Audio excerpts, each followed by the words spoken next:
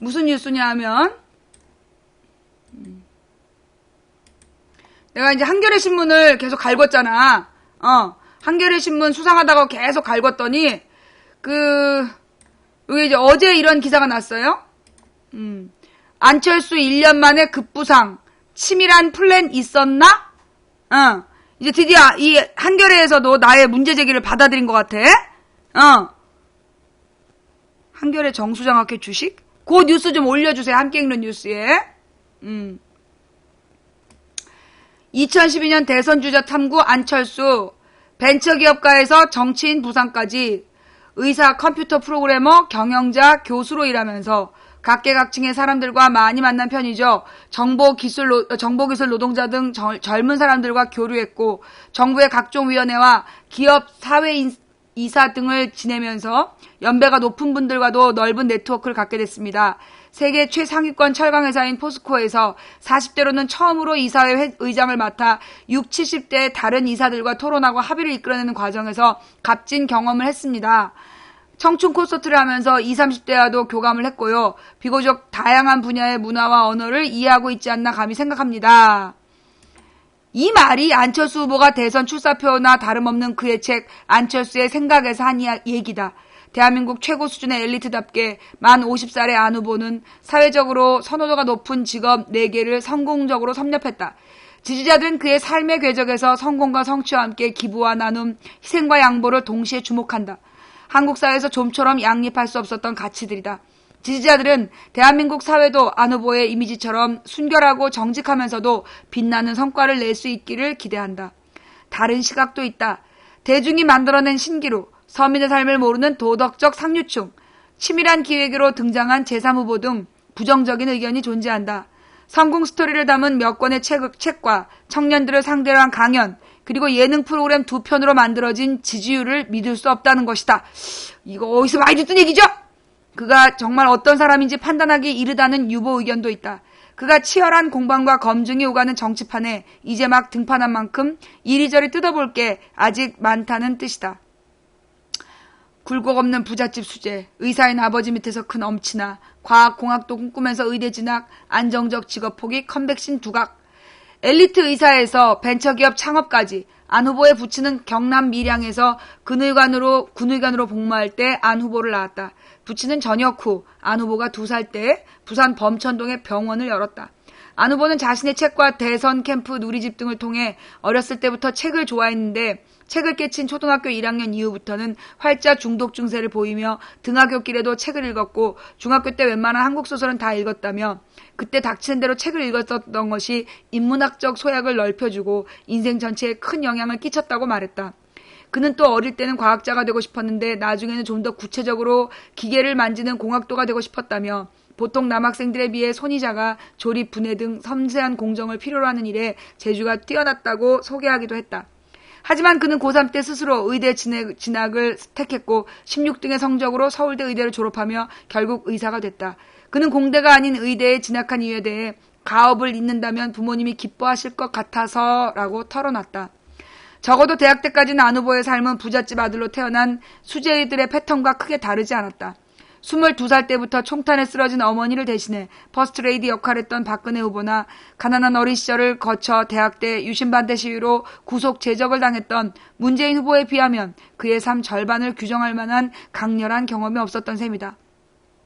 안 후보는 왜 안정된 의사라는 직업을 포기하고 컴퓨터 백신 전문가가 되었을까?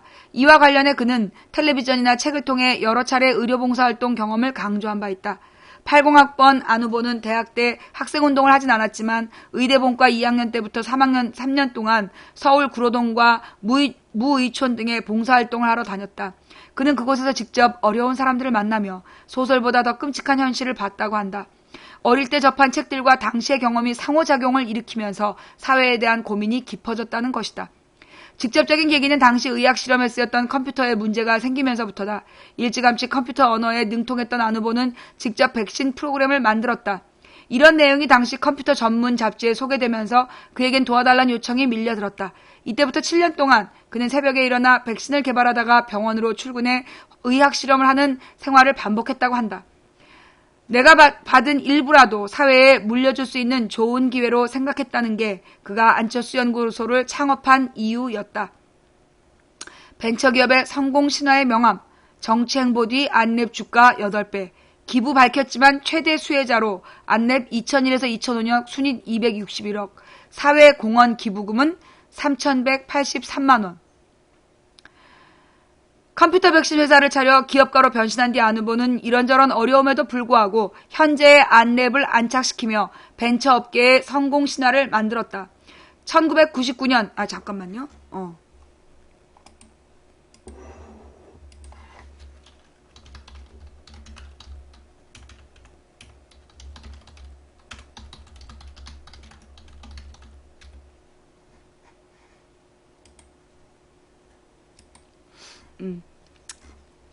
1999년 30만 대 이상의 컴퓨터가 피해를 입었던 체르노빌 바이러스가 퍼지면서 역설적으로 기회가 찾아왔다. 그동안 소프트웨어에 대한 낮은 인식으로 고전하던 회사도 흑자로 돌아섰다. 회사는 2004년 국내 소프트웨어 업체로는 300억 원의 가장 높은 매출 및 수익을 올렸다. 이듬해인 2005년 그는 회사를 전문 경영인에게 맡기고 미국으로 유학을 떠났다. 새로운 분야를 개척해 성과를 낸 그의 능력을 인정하면서도 일각에서는 회사 경영자로서 일했던 10년이 과대 포장됐다고 보기도 한다. 황장수 미래연구소 소장은 그의 책 안철수 만들어진 신화에서 안 후보는 자신이 사회에 기여하기 위해 7년 동안 개인에게 바이러스 백신을 무료로 배포한 것처럼 말하지만 당시 대부분이 전화로 PC통신하던 시절이어서 유료로 배포하려고 해도 그게 불가능했다며 그때는 이용자들이 백신뿐 아니라 대부분의 소프트웨어에 대해 유료라는 인식도 없었고 안랩은 일본 시장에서도 개인에게는 무료 백신 정책을 썼다고 주장했다.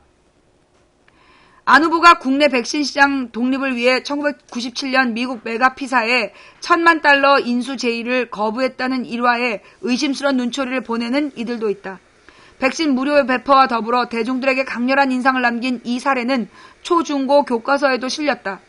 하지만 황 소장은 이에 대해서도 지난 8월 공개된 1997년 메가피사 보도자료를 보면 안랩과 메가피가 공동으로 상품을 개발하고 물건을 판매하는 합작회사를 만들기로 계약을 맺은 바 있다고 의문을 제기했다.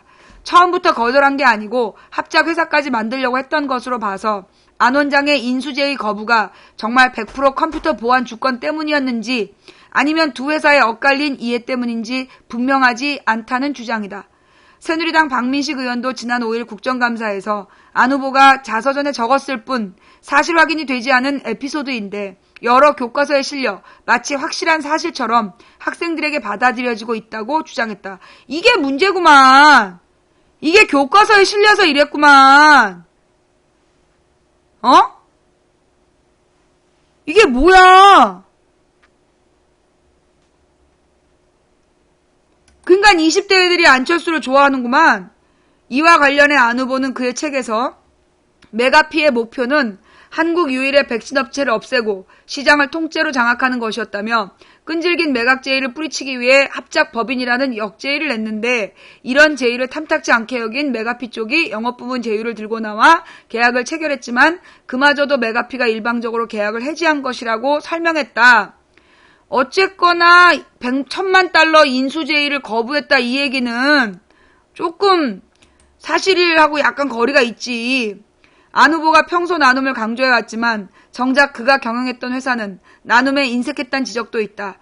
안 후보가 대표이사로 일했던 2001년부터 5년 사이 안랩의 매출 총액은 1,496억 원, 순이익은 261억 원이었다. 하지만 이 기간 안랩이 사회공헌을 위해 내놓은 기부금은 5년 동안 3,183만 원이었으로 순이익 대비 0.12%, 매출 대비 0.02%에 그쳤다. 아이고. 자, 정치행보 1년도 안 돼 대선길, 치밀한 플랜 있었나 논란, 청춘 콘서트로 젊은 층과 접촉, 책 강연 TV 예능이 지지율 올려. 안 후보는 2005년 유학을 떠나 3년 뒤인 2008년에 귀국해 카이스트 교수로 변신했다. 이때부터 청춘 콘서트, 무릎팍 도사 등을 통해 본격적으로 대중들과 만날 수 있는 기회를 늘려갔다. 지난해 말 서울시장 선거에서 박원순 당시 후보에게 파격적인 양보를 하고 올해 초 자신의 안랩 지분 절반을 기부하며 대중들에게 확실히 자신을 각인시켰다. 신문 정치면에 등장하기 시작한 그가 유력 대선주자가 되기까지는 불과 1년도 걸리지 않았다. 정치권 안팎에서는 청춘 콘서트 때부터 세밀하게 진행해온 대선 플랜이었던 거 아니냐는 평가가 나올 정도다. 거봐! 내가 그렇게 얘기했잖아! 단기간에 정치인으로 부상한 탓에 그는 다른 후보들보다 검증받아야 될 분야가 많다. 재산과 납세 문제만 하더라도 공직선거나 공직자 재산신고를 한 적이 없기 때문에 세부 내용이 공개된 바 없다. 안 후보는 자신의 안랩 주식 절반을 기부했고 대통령이 되면 나머지 절반도 기부하겠다는 의사를 이미 밝힌 바 있다. 남은 주식의 가치도 지난 8일 안랩의 종가 기준으로 계산하면 1140억 원대다. 주식을 제외한 개인 재산을 추정해보면 우선 안 후보가 전세를 살고 있다고 밝힌 서울 용산구 주상복합 아파트는 전세값이 12억 원 정도다. 또 안 후보가 지난 11년간 안랩의 최대 주주로 받은 배당금이 지금껏 117억여 원. 2005년부터 6년간 포스코 사회이사로 활동하면서 받은 연봉과 스톡옵션 등으로 벌어들인 돈도 7억 8천만 원. 최근까지 64만 부가 팔린 안철수 생각의 인세 수입도 8억 원이 넘을 것으로 보인다. 카이스트와 서울대에서 받은 부부의 급여를 제외하더라도 안 후보의 재산은 최소한 130억에서 140억대로 추정된다. 박근혜 후보의 재산이 21억 8천만 원, 문재인 후보가 10억 8천만 원으로 신고된 거에 비하면 압도적인 규모다. 안 후보가 사실상 정치 행보를 시작한 이후 안랩의 주가가 폭등했고 그 혜택을 받은 안 후보가 가장 크게 누리고 있다는 곱지 않은 시선도 있다. 안 후보의 서울시장 출마 소문이 돌기 전인 8월 초 안랩의 주가는 2만 원대 초반이었다. 안 후보의 출마 전망이 나오면서 안랩 주가가 이상 급등했고 안 후보가 주식 절반을 기부하겠다고 밝힌 올해 초 주가는 16만 원이 넘었다. 5개월 동안 무려 800% 이상의 폭등한 것이다. 안 원장이 보유한 주식의 가치도 700억 원대에서 3천억 원대로 뛰었고 보유 주식의 절반을 기부하겠다는 발표는 곧바로 1,500억 원 기부로 대중들에게 각인됐다. 이거 다 알고 있던 내용들이에요? 이거 알고 있었던 내용들이에요? 나만 모른 거야, 이거?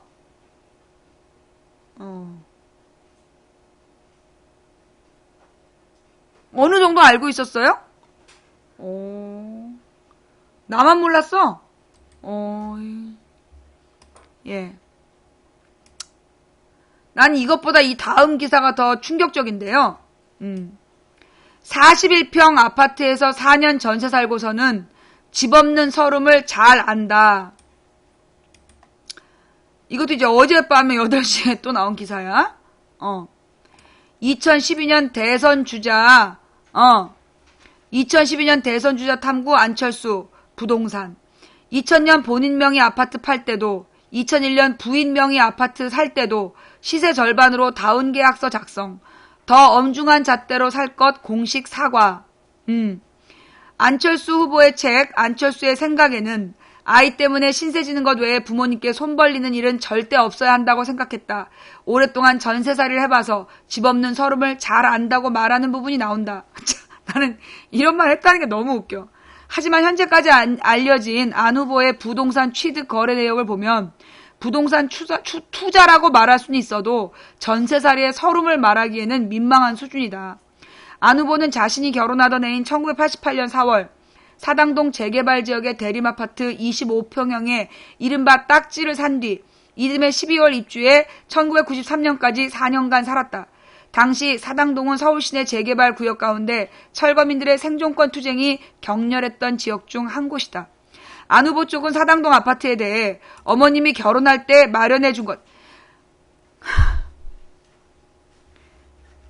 집을 사줬는데도 부모에게 손 벌리면 안 된다.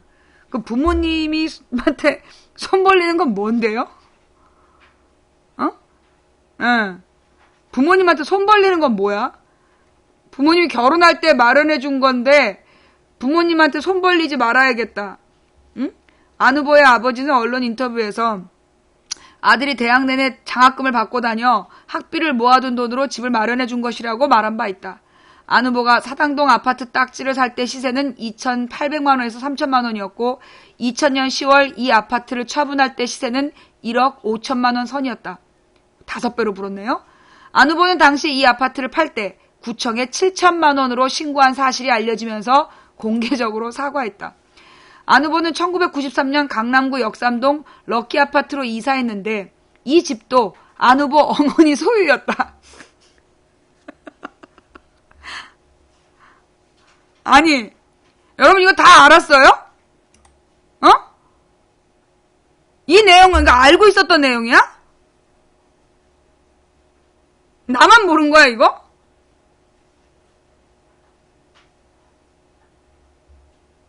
진짜 어이가 없어가지고 집 없는 서름을 안다며 1년에 2천만 원씩 전세값을 올려줘야 되는데 대출을 안 해가지고 내가 우리 집을 샀어요. 은행 대출을 받으러 내 전세값이 6천만 원밖에 없는데 2천만 원을 또 올려달라는 거야. 근데 내가 그때 애 낳고 직장을 쉬어갖고 돈이 없었어. 방법이 없냐? 내가 적금을 들면 안 되겠냐? 안 된다는 거야. 그럼 어떻게 하면 되냐? 집담보대출을 해라. 그러면 된다. 그래서 내가 팔리지도 않는 이 아파트를 전세값으로 대출 받아갖고 사서 그동안에 내가 이 팔리지 않는 집 때문에 이 은행에 대출이자만 1억을 낸 사람이야. 집 없는 서름?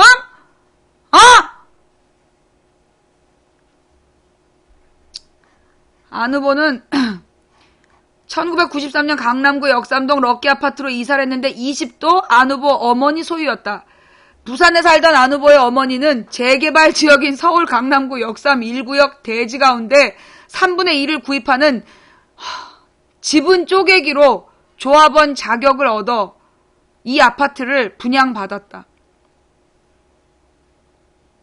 기가 막혀.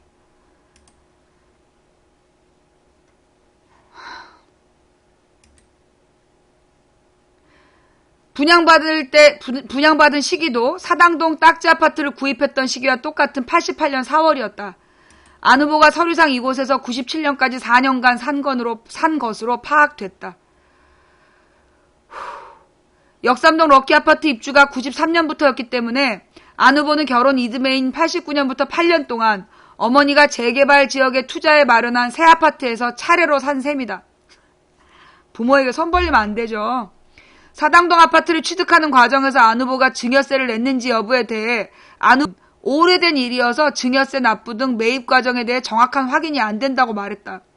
이어 안 후보가 그 뒤로도 직장이나 유학 등으로 여러 차례 이사를 했고 다른 사람의 집에 전세로 거주한 기간은 8년이라고 해명했다. 하지만 안 후보 가족이 이후로도 전세 사례에 서름을 겪었을 가능성은 낮아 보인다.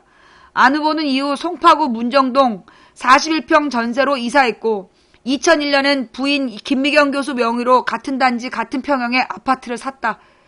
김 교수는 실거래가 4억 6천만 원 선인 이 아파트를 사면서 거래 가격을 2억 5천만 원으로 낮춘 다운 계약서를 썼다. 안 후보는 지난달 27일 이에 대해 앞으로도 엄중한 잣대로 살아가도록 노력하겠다고 사과한 바 있다. 2008년 미국 유학에서 돌아온 안 후보 부부는 소유하고 있던 송파구 아파트 외에 전세를 두 채 얻기도 했다. 카이스트 교수였던 부부는 학교에서 제공하는 사택에 살지 않고 학교로부터 1억 원을 지원받아 전세금 3, 4억 원대 우리 집값보다 비싸. 전세금 3, 4억 원대 빌라에 살았고 서울에는 여의도 주상복합 아파트인 더샵 아일랜드 파크 전세금 5억 1천만 원을 얻었다. 집 없는 사람! 이 밖에도 안 후보가 고등학생이던 17살 때 삼촌 안영길 씨로부터 부산 시내의 농지 248제곱미터를 어머니와 각각 절반씩 나누어 증여받았으며 같은 시기 할아버지 안호인 씨에게서 부산시 수영구 남천동의 224제곱미터의 토지를 가족과 함께 증여받았다. 또한 대학 때인 1983년에는 99제곱미터짜리 2층 주택을 역시 가족과 함께 증여받은 사실도 공개됐다. 안 후보 쪽은 이에 대해 할아버지가 안 후보 이름으로 거래를 한 것으로 보이는데 경위는 알 수 없지만 후보는 모르고 있었던 일이라고 해명했다.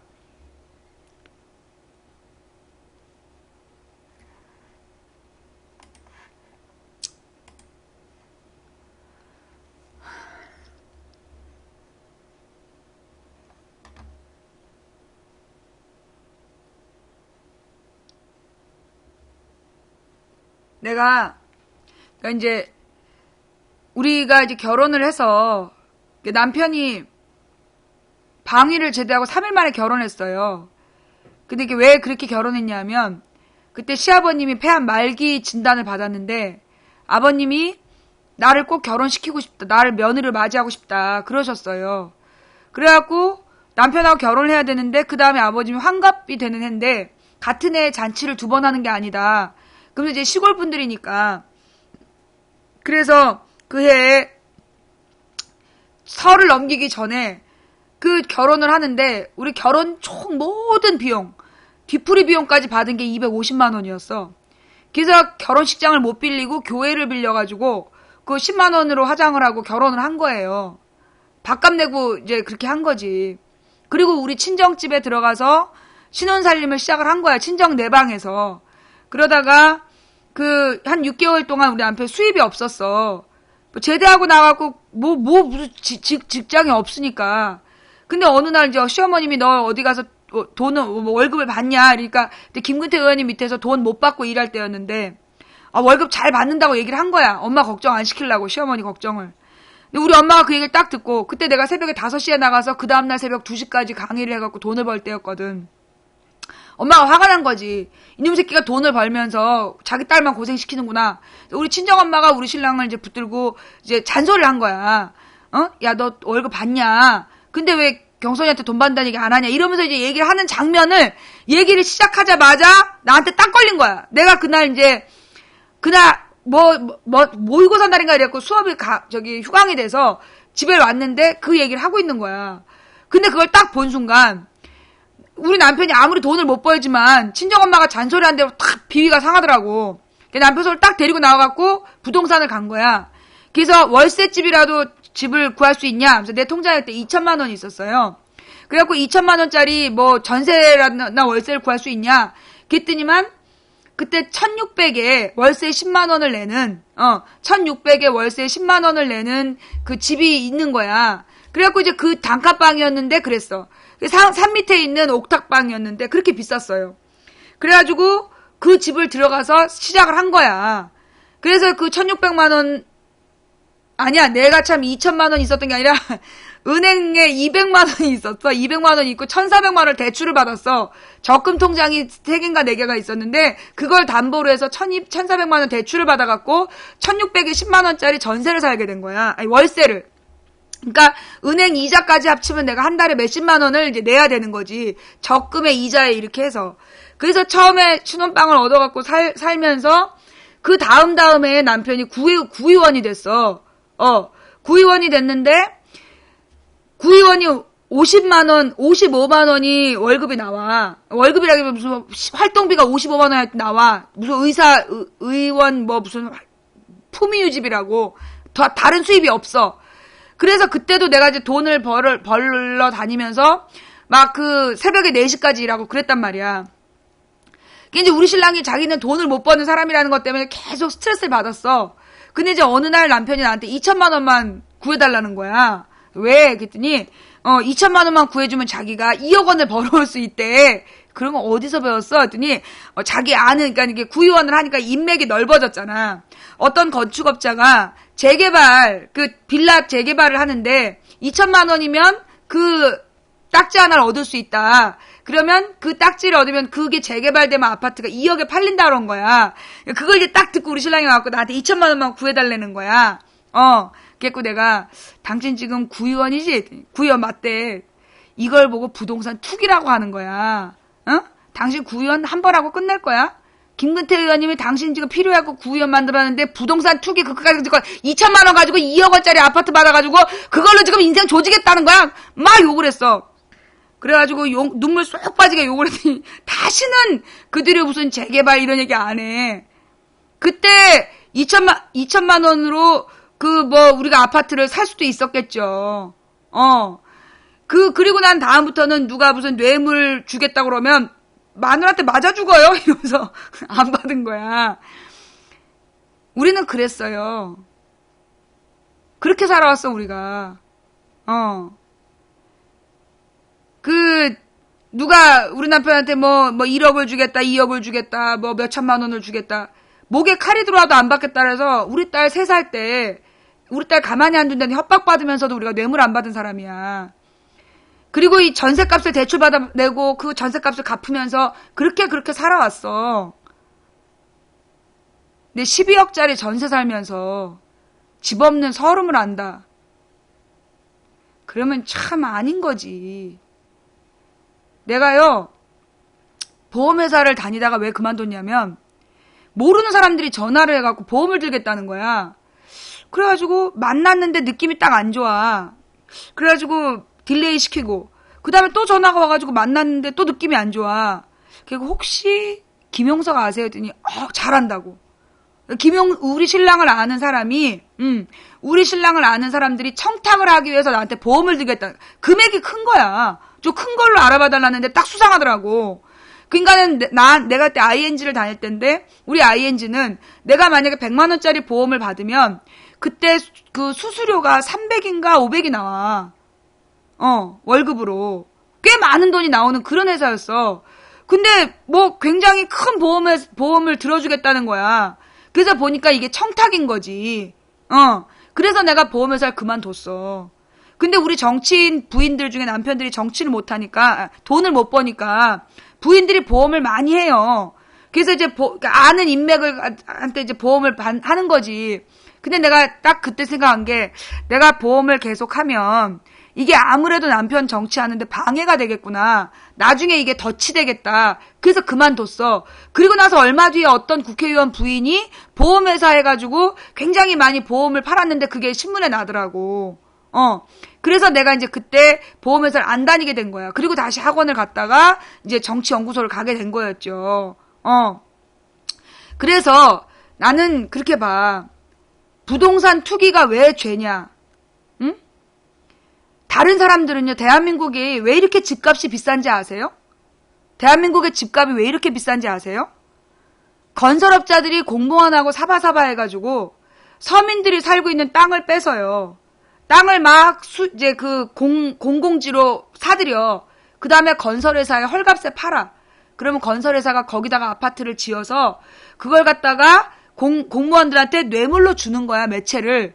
그 다음에 그 서민들한테 뺏은 땅에 지은 아파트를 비싸게 팔아서 그렇게 건설회사들이 돈을 번 거야. 그러면 그 아파트들을 산 사람들은 누구냐? 수십 채를 집 갖고 있는 집장사들이, 수십 채 집을 갖고 있는 집장사들이, 아파트가 그러니까 수요는 많은데 집이 모자라서 아파트가 더 필요하다고 아파트를 계속 지어야 된다고 개소리 하면서 아파트를 짓고 지어서 다 전세 살게 만들고, 대출 받아가지고 집 사서, 그렇게 집 투기하는 연놈들 때문에 대한민국의 서민들이 이렇게 은행에 허리가 위게 살고 있는 거야. 그런데 어디서 지금, 부모한테 손 벌리면 안 돼? 부모 아파트, 새 아파트에 차례로 살아놓고, 부모한테 손 벌리면 안 된다는 책을 써서 애들을 후려?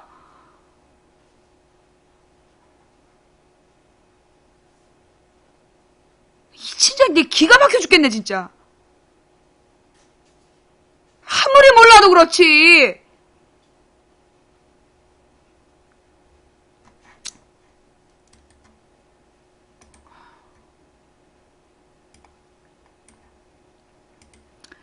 안철수 나의 수호신이라 했던 할아버지 친일 논란. 이건 논란이에요. 예. 할아버지 안호인 작고, 전 농협지점장, 할머니, 그 아버지 어머니, 그 다음에 이제 그 가게가 쭉 나와 있는데, 그 할아버지가 일제 때 금융조합에서 일했다. 이 금융조합이 뭐 하는 거냐면 전쟁 물자의 창구 역할을 하던 곳이고,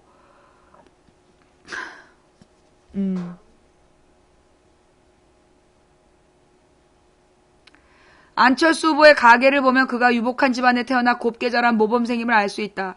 다만 안 후보가 자신의 책에 나의 수호신이라는 표현을 쓰며 각별한 애정을 표시했던 할아버지 안호인 씨에 대해서는 과거 친일 여부를 두고 논란이 벌어질 가능성이 있다. 안 후보의 아버지 안용모 씨는 안 후보처럼 서울대를 졸업한 의사이고 어머니 박기남 씨도 이화여대를 졸업한 엘리트 여성이었다. 안 후보의 서울대 의대 1년 후배인 김미경 씨도 현재 서울대 의대 교수이고 남동생 상국 씨도 서울에서 한의사를 한다. 여동생 선영 씨의 남편도 치과 의사다. 안 후보의 딸 설희 씨는 중학교 때 부모를 따라 미국으로 유학을 간 뒤 지금껏 미국에 머물고 있으며 펜실베니아대 대학원에서 석사학위를 받고 박사과정을 앞두고 있다. 할아버지 안호인 씨는 경남 양산이 고향이며 부산 상업학교를 나왔다. 할머니도 부산 최초의 여성교육기관인 부산진 일신여학교를 졸업했다. 할아버지의 친일 논란이 불거진 것은 안 후보가 서울시장 후보를 양보한 직후인 지난해 9월 월간지 여성조선과의 인터뷰 내용이 발단이 됐다. 그는 안 후보의 할아버지인 자신의 아버지를 이렇게 소개했다.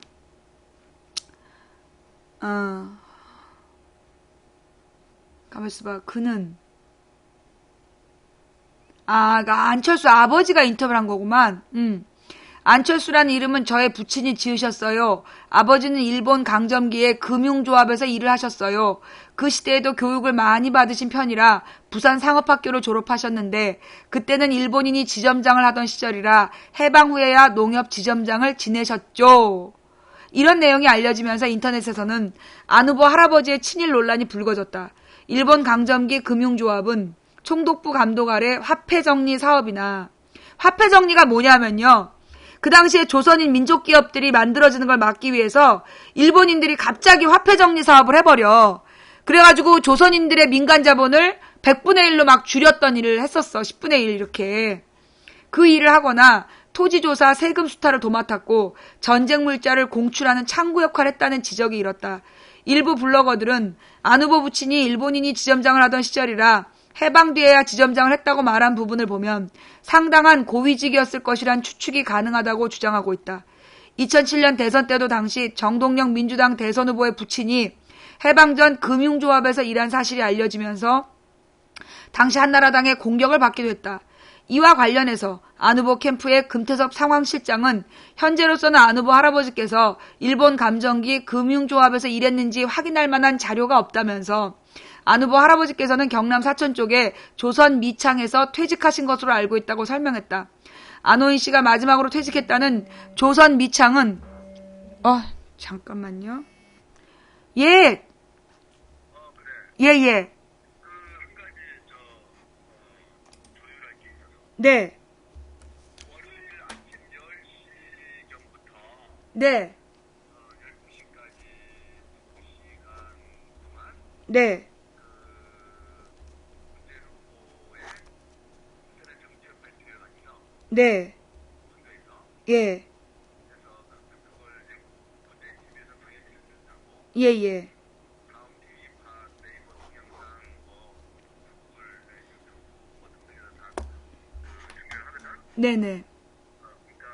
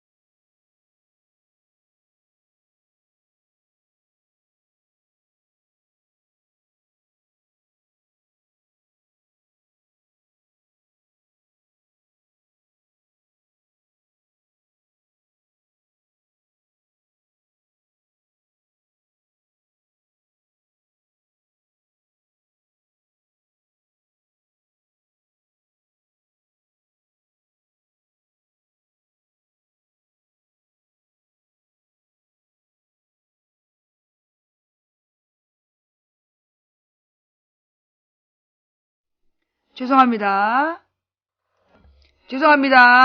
예, 무슨 또 협조 요청이 들어와서요. 예. 자, 이런 내용이 알려지면서 인터넷에서는 안 후보 할아버지의 친일 논란이 불거졌다.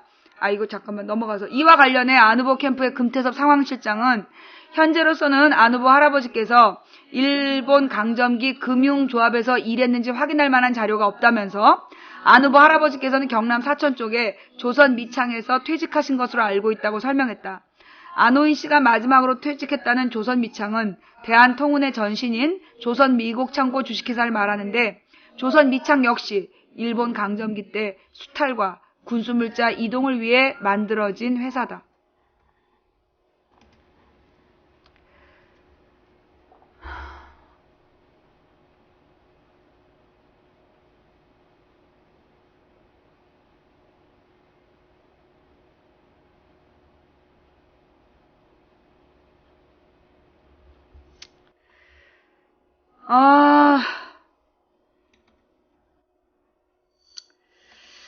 더원이 불렀어요. 아시나요?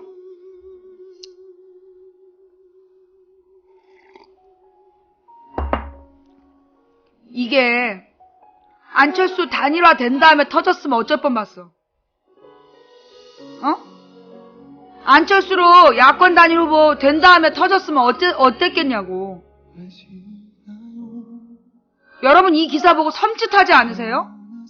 만약에 이 기사들이 야권 단일화 된 다음에 터졌으면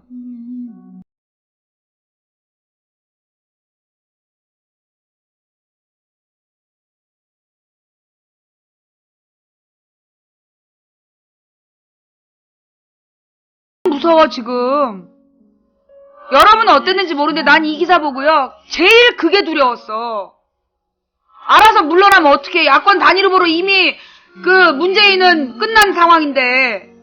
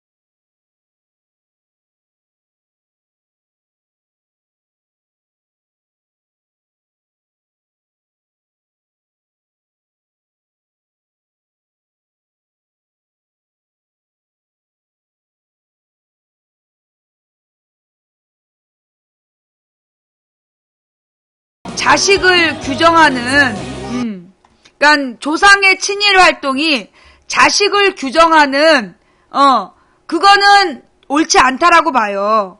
예. 이 자식이, 그렇죠. 우리가 자식들이 부모를 선택해서 나올 수가 없잖아. 응? 자식이 부모를 선택할 수 없기 때문에 조상의 잘못을 자녀에게 물으면 안 된다라고 난 생각해요. 예.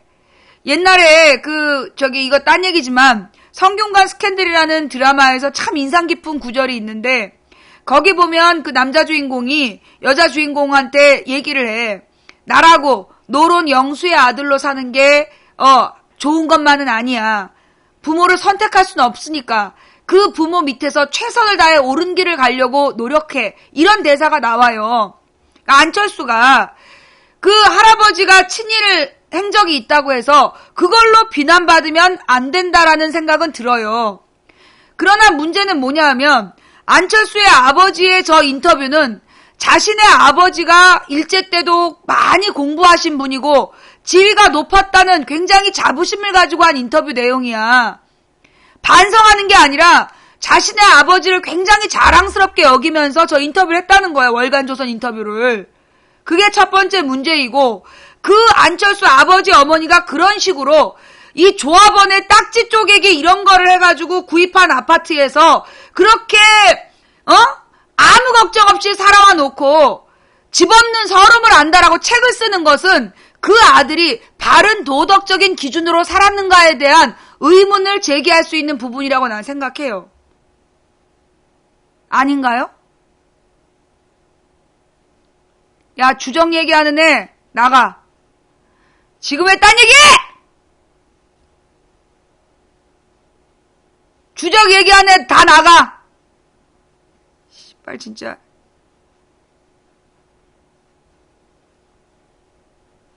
한홍구 교수님은 그 할아버지가 유명한 친일 인사였어요.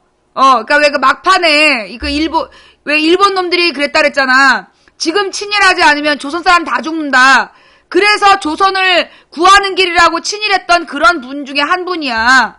그 한홍구 교수님은 자기 할아버지의 그 역사를 부끄럽게 여기고 평생 정말 낮은 데에서 정말 한국사의 진실을 밝히기 위해 노력하면서 사시잖아요. 그런 분도 계셔. 그러나 이 안철수 후보의 할아버지의 친일 문제와 왜 한홍구 교수 할아버지의 아버지인가 할아버지의 친일이 왜 다르냐? 외조부죠, 외조부. 그 차이예요. 그 자손이 어떻게 살아가느냐의 문제야.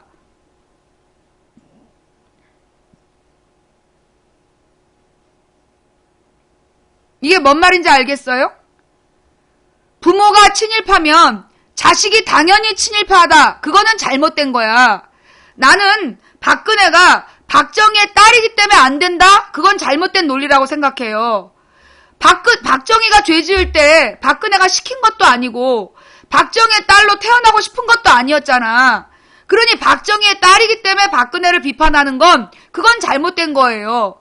그러나 박근혜가 자기 아버지의 잘못을 옹호하고 왜 문제냐라고 한 순간 자기 아버지 기념관을 짓겠다고 한 순간 그때부터 박정희의 죄는 박근혜의 죄가 되는 거야. 동생이 잘못한 거를 박근혜에게 물으면 난 안 된다고 생각해. 그런데 그 동생에게 죄가 없다고 감싸고 도는 순간 동생의 죄는 누나의 죄가 되는 거예요. 나는 상황을 그렇게 봐야 된다고 봐. 오늘 내가 본 3가지 기사는 안철수에 대해서 정말 잘못된 정말 잘못된 정보들에 대해서 바로잡는 기사라고 생각해요. 내 기억에도요. 내가 그 90년대에도 내가 컴퓨터를 썼어. 그때 유료로 무슨 바이러스 체크하는 그런 거 없었어요. 다 무료였어. 그런데 정말 나는 그 책에서 그렇게 무료로 10년 동안 봉사였다고 팔아먹은지 몰랐어. 내가 안철수 책을 그렇게 읽어본 적이 없어서 그 당시엔 다 무료였어. 유료라는 시스템이 없었는데 그게 마치 대단히 대단히 무료 봉사를 해온 것처럼 그렇게 했다는 걸 몰랐어요, 나는. 그렇게 책을 썼다는 걸 몰랐어. 근데 지금 20대 애들은 그 시절을 모르잖아. 지금 20대들을 지네가 그 유치원 다닐 때였기 때문에 그 상황을 몰라. 그러나 우리는 그것들 내가 20대 때니까 기억하지요. 다 그 당시에 백신 무료였고 노턴 안티바이러스다 이런 거 다 무료로 받았었어. 그런데 무슨 무료 백신을 그 당시에 했다 뭐 이렇게 말이 안 되지. 또 순이익을 216억을 남긴 기업에서 사회적 기부를 3,800만 원밖에 안 했다. 이거 심각한 문제지. 안 그래요? 순이익이 216억인데 사회적 기부는 3,800밖에 안 했다라고 그러면 그게 무슨 나눔이고 기부야.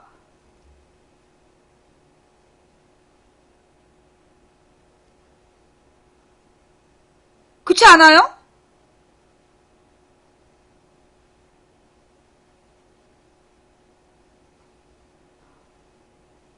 예. 216억을 순이익으로 남겼는데 3,813만 원을 기부했대잖아요. 나 같은 아줌마도 수입의 20%는 기부하고 살아. 얼마 안 벌어도 10%는 교회에 내고 10%는 주변에 가난한 사람들한테 도와주고 여기저기 단체 기부하고. 아니 그런데 216억을 벌어가지고 저렇게 하는 건 좀 아니지 않나. 그래놓고 나눔과 기부의 컨셉 좀 이상하지 않아요? 예. 나는 무엇보다 이 부동산 부분이 너무 충격적이야. 이게 한겨레 기사가 이게 허위 사실이 아니라면, 이거 정말 충격적 기사예요. 부모에게 손 벌리지 말아야 된다. 전세살이 오래 했다. 근데 전세가 4, 5억이야. 남의 집 집값보다 훨씬 비싸. 우리 집 이거 솔직히 얘기해서 지금 나의 재산은 2억도 안 돼요.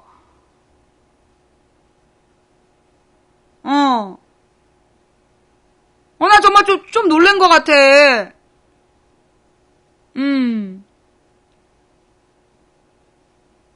앞으로도요, 계속해서 이 내용들을요, 추적을 해봐야 돼요.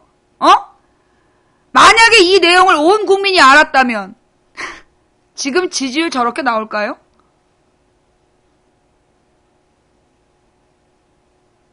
뭐 반론이 있어, 지금? 내가 뭐 지금 잘못 생각하는 거예요? 내가 지금 잘못 생각하고 있는 거야? 그리고요, 주식을 절반 준다는 거를, 주식 절반을 낸다는 걸 1,500억 기부 이렇게 얘기하면 안 돼. 그 주식의 실가격으로 얘기를 해야지. 내가 지금 뭐 잘못 생각하고 있는 거예요? 뭐 이렇게 반론이 있어? 내가 좀 이 상황을 잘 모른 거야?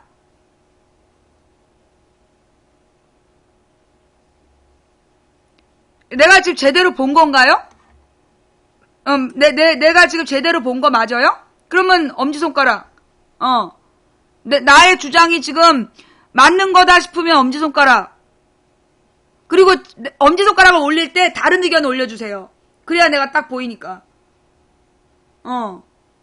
망치 부인이 옳다라고 그러면 맞다라고 그러면 엄지손가락 올려주시고 다른 의견이 있으면 저기 올려주시고 예.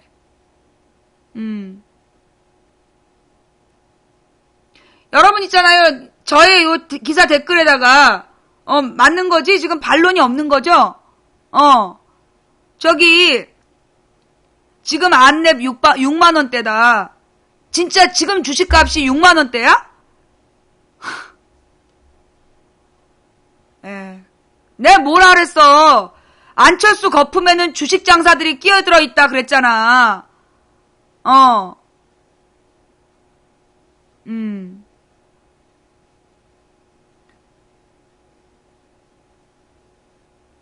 예.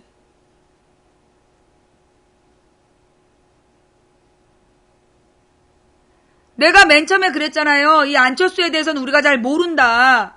우리가 잘 모르기 때문에 이런 문제가 터졌을 때 우리가 반론을 못 하잖아. 그치?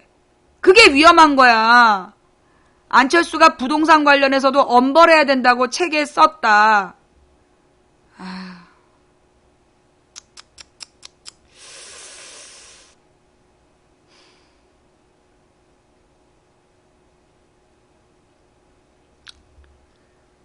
사람이 말이에요. 말은 아무나 할 수 있어요. 말은 아무나 할 수 있어. 그런데, 화난 거 아니야. 다인님 감사하고요. 말은 아무나 할 수 있지만, 말과 행동이 일치된 삶을 사는 거는 쉽지 않아요. 나는 노무현 대통령이 대통령 될 때 말이에요. 그때 전세를 살았어. 그래서 전세 2억 5천인가를 살다가 그걸 정리하고 관사로 들어간 거야. 청와대로 들어간 거야. 그러다가 청와대에서 나오는데 전세 살다 나온 사람이라 갈 데가 없는 거야. 돈도 2억 5천밖에 없었고. 그래서 봉하마을에 집을 지으면서 대통령 경호동을 짓기 위한 그 세금 10억인가를 가져갔다고 개 쌍욕을 했던 새끼들이 이명박 100억을 미리 끌어다가 사임도 안 한 상태에서 부동산 투기를 할 때 입 다무는 걸 보면서 참 개새끼들이다 싶었어요. 아방궁이라는 둥 어쩐다는 둥 지랄 연병을 할 때. 근데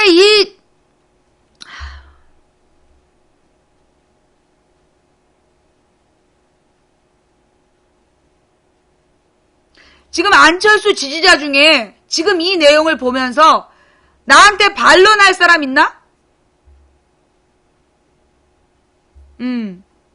안철수 후보 나오면 안철수를 까는 일만 남았다고 했던 말이 생각이 난다. 내가 이럴 거라 그랬잖아. 다행인 거야 지금. 이 내용이 지금 터진 게 다행이라고. 달빛 욕심쟁이 지금 내가 그렇게 얘기했다. 내가 뭐라 그랬냐면 얘네들이 문재인으로 되면 노무현을 깔 거고 그 다음에 안철수로 되면 안철수 비리가 터지는데 노무현 관련된 비리가 터진다라면 우리는 충분한 근거와 자료가 있어. 누구보다 문재인이 잘 알아. 그래서 노무현에 대해서 허위사실을 유포할 때 문재인이 다 받아칠 수가 있는 거야. 그런데 안철수는 우리가 몰라. 같이 함께 했던 기억이 없는 거야. 내가 옛날에 박원순, 박영선이 붙었을 때는 박원순을 적극 지지했던 이유, 박원순은 90년대부터 공개된 삶을 살아왔어. 시민단체 대표로서 뭐 하나 꼬투리만 있었으면 이 사람 벌써 아웃됐을 사람이야. 개인의 삶이 아니라 공인의 삶을 살아온 사람이야, 박원순은. 그러나 같은 시간대에 안철수는 자기 개인의 이익을 위해 살아왔기 때문에 그 사람의 삶을 우리가 모른다는 거야. 그러니 그에 대해서 공격이 들어왔을 때 우리가 맞서 싸워줄 수가 없다고. 내가 그 얘기 했잖아. 지금 이 안철수에 관해서 나온 이 3가지 기사 답변할 수 있냐고. 반론할 수 있냐고. 못해. 그래서 위험하다는 거야. 야권 단일 후보가 됐을 때, 야권 단일 후보가 됐을 때 이 사람의 삶을 20년 동안 우리가 계속 옆에서 같이 봤고 우리가 신뢰할 만한 믿을 만한 증인들이 많은 박원순과 그렇지 않은 안철수와 차이야. 만약에 안철수로 단일화됐다면 그리고 이 뉴스가 빵빵빵빵 이거 말고도 많다는데 터지면 누가 감당하지? 누가 감당해? 아무도 감당 못해. 다 멘붕되는 거야. 이거 보시고 충격받으신 분. 지금 오늘 안철수에 관한 이 세 가지 뉴스를 보고 오늘 충격받으신 분.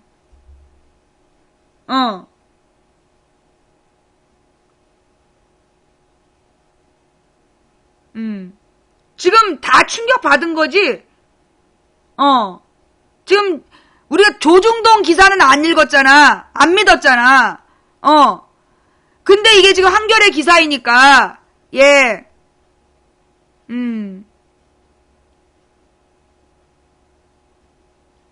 망부님 방송보다 안철수 책 읽고 안 나온다고 생각했던 사람이다.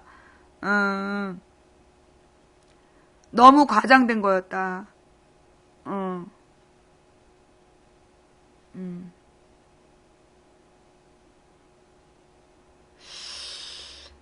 다행이에요. 이런 기사 많이 나와야 돼. 미리 많이 나와서 이럼에도 불구하고 안철수냐? 이럼에도 불구하고 안철수다라고 그러면 그건 안철수를 선택한 거야. 그런데 이걸 모른다면 모르고 지지하면 안 돼. 이 안철수 지지자들한테요. 이 기사를 널리 알려줘야 돼요. 망치 부인의 말을 듣고 다시 생각하는 계기가 되었다. 안철수가 위대하지. 저러면서도 그렇게 책을 팔아서 나는 그 책 산 사람들이 웃긴다. 65만 권을 팔았다며. 그 65만 권의 책 산 사람들은 뭐가 되는 거야? 자기가 삶은 그렇게 살아놓고 65만 권 책 산 사람들은 뭐 되는 거야? 그 책 보고 지금도 좋아하고 있어? 나는요, 우리 부모님한테도 받은 게 한 푼도 없어. 친정 부모님한테도 받은 게 한 푼도 없고, 시댁 부모님한테도 받은 거 한 푼도 없어. 내가 진짜 어이가 없어가지고. 그러면 안 되지, 사람이. 내가 만들어졌다 그랬잖아. 이게 만들어진 거라고 내가 그렇게 얘기를 했었잖아. 근데 안 믿었지? 잘들 한다, 이제. 잘들 해. 장르가 픽션이었던 것 같음. 픽션. 그러니까 대담집이라는 이름의 픽션이었다. 있을 법한 허구. 그럼 말이 되지. 소설이었다. 장르가 대담집이 아니라 픽션이었다. 그러면 그건 이해가 되지. 그래. 그럼 그건 뭐, 판타지 소설이었다? 그러네. 판타지 소설, 그러니까 장르가 판타지 소설. 그래. 소설 쪽으로 옮겨놔야 된다. 그렇군요. 예. 송호창 의원이 갑자기 좀 짠해짐. 나 지금 처음 알았어, 이거. 나는 이거요. 오늘 아침에, 나 이거 함께 읽는 뉴스 쭉 보다가 오늘 처음 알았어, 이 세 가지를. 기가 막히더라니까. 와. 알 만큼 아는 사람이다, 부산에서는.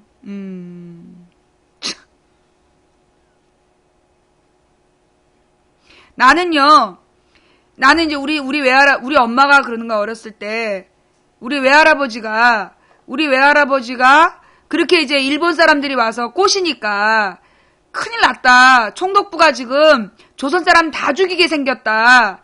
그러니 지금 조선 사람들 다치지 않도록 나서 주셔야 되겠다라는 얘기를 했을 때 우리 외할아버지가 그 고춧가루 버무린 과자를 먹여서 내쫓고 지붕 위로 올라가가지고 큰 칼을 휘두르면서 또 오면 죽여버린다는 얘기를 했었다는 이야기를 어렸을 때 듣고 자랐어요. 그러면서 그들이 그러고 나서 우리 엄마네 집안이 풍지박산이 된 거야. 풍지박산이 돼가지고 굉장히 고생을 하시다가 우리 아빠를 가난한 월남 인사를 만나갖고 결혼해서 우리를 낳고 사신 거지. 근데 지금, 이런 이야기들을 이렇게 딱 보면서 드는 느낌은, 몰라. 내가 우리 외할아버지도 친일을 했는지 나는 알 수가 없어. 이름 없는 분이었으니까. 우리 조상들이 어떻게 살았는지는 모르겠어. 그러나 나는 내 일생을 두고 우리 조상 덕을 본 게 없고 우리 조상 덕분에 난 그리고 아까 그 책 읽었다는 이야기를 보면서요. 나 초등학교 때 동화책이 우리 언니가 10년 전에 봤던 동화책밖에 없었어. 그래가지고 근데 친구네 집을 놀러가면 새로 나온 동화 전집이 있는 거야. 50권짜리가. 너무나 재밌어가지고 그 동화책을 읽고 있다 보면 갑자기 책이 안 보여. 보면 낮에 들어갔는데 불도 안 끄고 밤이 늦도록 그 동화책을 혼자 읽은 거야. 결국 시간을 보면 막 7시, 8시가 될 때까지 어두운 방 안에서 책을 읽은 거야. 그래서 눈이 그때 많이 나빠졌는데 초등학교 때. 우리 집에 책이 없었어. 그래서 친구를 찾아보면 이미 친구는 밖에 나가서 혼자 놀고 있고 나 혼자 책을 남의 집에서 읽고 그랬었단 말이야. 그때는 도서관도 그렇게 많지 않았었어요. 내 어린 시절에는. 학교에 있는 학급 문고는 3월달이면 다 읽어버리고 그 뒤로는 친구네 집을 전전하면서 책을 읽었다고 내가. 아버지가 의사니까 책은 마음껏 사주셨겠죠. 중학교 때 책을 필독 도서가 나왔는데 그 책을 살 돈이 없어가지고 그때 내가 막 우니까 우리 언니가 용돈을 주면서 이 돈으로 책 사봐라 그랬었단 말이야. 난 그렇게 자랐어요. 근데 뭐 활자 중독 중에 걸린 것도 참 보니까 부럽네. 친구네 집 전전하면서 책 읽지 않아도 되는 의사 집안이어서 책도 많이 받겠구만.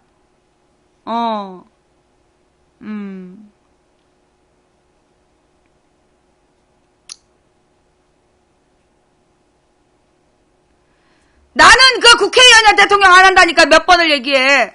내가 여기서 하는 일이 얼마나 큰데.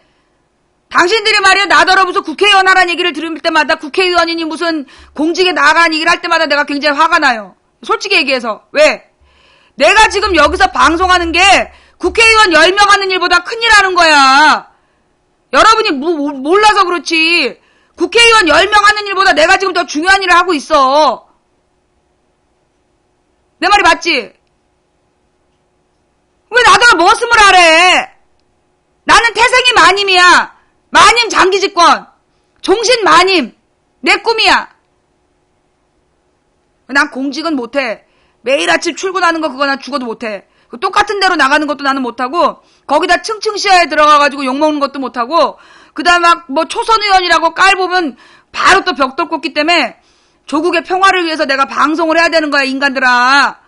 거기다 내가 무슨 공직에 나가가지고 무슨 선거라도 나가봐라. 상대방에서 그 짤짤이송 BBK 동영상보다 충격적 영상이지 임마. 이빨을 뽑아 짤짤하고 손가락 부지를 윷놀이라고 광화문 내거리에서 아질 먹고 똥꼬심질 박아서 불 지르고 폴또 가루 만든 다음에 그 저기 환으로 가루를 만들어갖고 미친 개 개발 말았다가 걔들이 개껌 보자고 시위를 하고 환으로 만들어갖고 청계천 시궁지들한테 뿌릴 놈들아. 그거 누가 딱 아유 내가 진짜 그것만 생각하면 진짜 그러면 그냥 끝나는 거야. BBK 동영상 저리 가라라니까. 그래서 나는 여기 있어야 돼. 그리고 내가 이렇게 웬만하면 공인들하고 직접 안 만나려는 이유도 자꾸 그렇게 공인들하고 만나면 공인들의 격이 떨어져. 나는 나의 주제 파악을 완전히 하고 있는 사람이야. 그런데 하여튼 문재인 캠프에서 협조 요청은 들어왔어. 문재인 캠프에서 협조 요청이 들어왔는데 이번엔 우리 용식 오빠 내가 방송을 하거나 말거나 전화하셨어. 예, 전화하셔가지고 월요일 아침 10시부터 12시까지 그 문재인 선수가 인터넷 정책 토론회를 하는데 본인이 준비한 정책 토론회래요. 예, 용식 오빠가 준비한 정책 토론회인데 그 망치 부인이 좀 도와줬으면 좋겠대. 같이 좀 보자고. 예, 그래서 의정부 조인기님 감사합니다. 월요일 아침 10시에 특집 생방송합니다. 월요일 아침 10시에 특별 생방송. 그래서 그 아침 10시부터 12시까지 인터넷 정책 토론회 예, 월요일날 할 거예요. 예. 오늘 밤 9시에는 우리 그 수달 이하경 선생님이 오셔서 초선 의원의 서름, 그다음에 민주당에서 정치를 한다는 것은 그리고 문재인 캠프에서 활동하는 것, 이 세 가지를 이제 주제로 이야기를 하실 거예요. 예, 세스코님 감사하고요. 근데 뭔 얘기를 할지는 잘 몰라. 뭐 이런 소망이 있으나 오셔갖고 뭔 얘기를 얼마나 하시다 가실지, 오늘 밤에 가시긴 하실지 살짝 불안하긴 하고, 은근히 오늘 못 오신다는 얘기를 기다렸는데 오늘 아까 오셔갖고 뭘로 오늘 방송할까 막 이러면서 물어보실 때 그 등골이 싼 느낌. 그레이트 문님 감사합니다. 게스트 중에서 무서운 게스트는 처음이야. 예, 의정부 조인기님 감사합니다. 오늘 밤 9시 그 남자가 온다. 예, 그가 옵니다. 수달 이하경 선생님, 국회의원 배지를 다시고 다시 찾아오시는 공포의 수다방. 예, 10m 앞 생크님 감사드리고요. 예, 무한도전 생체 실험은 안 하고 계시겠죠. 네, 4337님 감사하고요. 보니까 진보 언론들이 드디어 이제 이산화가스님 감사합니다. 그동안에 이 안바라기를 하다가 안비어천가를 하다가 망치 부인이 계속 무섭게 비판을 했더니, 그리고 지금 행보가 수상하잖아. 벌써 출마 선언한 다음에 벌써 2주가 지나 3주가 지났는데 뭐 없잖아 내용이. 그러니까 이제 이 진보 언론들도 이제 참았던 이 검증 국면으로 들어간 거야. 예, 이산화가스님 감사합니다. 공포의 수다방이죠. 예. 그래서 정말 날카로운 비판이 필요해. 그리고 나는요, 문재인에 대해서도 마찬가지야. 진보 언론들이 갖고 있는, 나는 이제 오늘은 내가 안철수를 읽어줬지만, 혹시 문재인에게도 문제가 있다면, 거기에 대한 검증도 우리가 해야 돼요. 왜냐? 문재인으로 단일화했는데 대형 악재가 터져봐. 그것도 심각한 문제야. 그렇잖아. 그러니까 문재인에 대해서도 이따 첨화게이트 처마 게이트. 네이버, 네비트 세이쿠님 감사합니다. 처마 큰 걱정입니다. 처마 게이트. 뭐, 진짜, 혹시 모르지? 또 다른 게 있을지. 네. 우리는 스스로가 검증을 하고 양심적인 행보를 하는데 수구꼴통들은 범죄를 가리기 바쁘다. 자, 그 다음에 말이에요. 지금 문재인 NLL 발언. 예, 서한혜님 감사합니다. 저기 누구야. 김정일 노무현 비망록을 봤다. 비밀 녹취록을 봤다. 이거 아니야, 지금 논점이? 그거 누가 맨 처음 얘기했어요? 노무현하고 김정일의 비밀 녹취록을 봤다라고 얘기한 게 누구야? 비망록 봤다라고 얘기한 건 누구야? 그거 봤다라고 얘기한 놈이 불법이라며. 정문원이는 뭐 하는 애야? 뭐 하는 앤데? 무슨 의원이야? 문재인 후보 개성공단 방문 불어. 어머. 대선 후보가 북 승인 받는 것 위상에 부적절하다. 그래서 문재인의 개성 방문을 불허했어? 예. 서한혜님, 망치 화이팅님 감사합니다. 나는 그 녹취록이 있는지는 잘 모르겠어요. 현재 문재인 후보는 그런 녹취록이 없다라고 단언을 했어. 그리고 이제 박지원 원내대표는 그 녹취록이 있으면 까라! 그렇게 얘기한 거잖아요. 그죠? 녹취록이 있으면 까라! 그리고 국정조사하자라고 얘기한 거잖아. 내가 볼 때 100% 없습니다. 문재인이 없다라고 얘기했다면 없는 거야. 100% 없는 거야.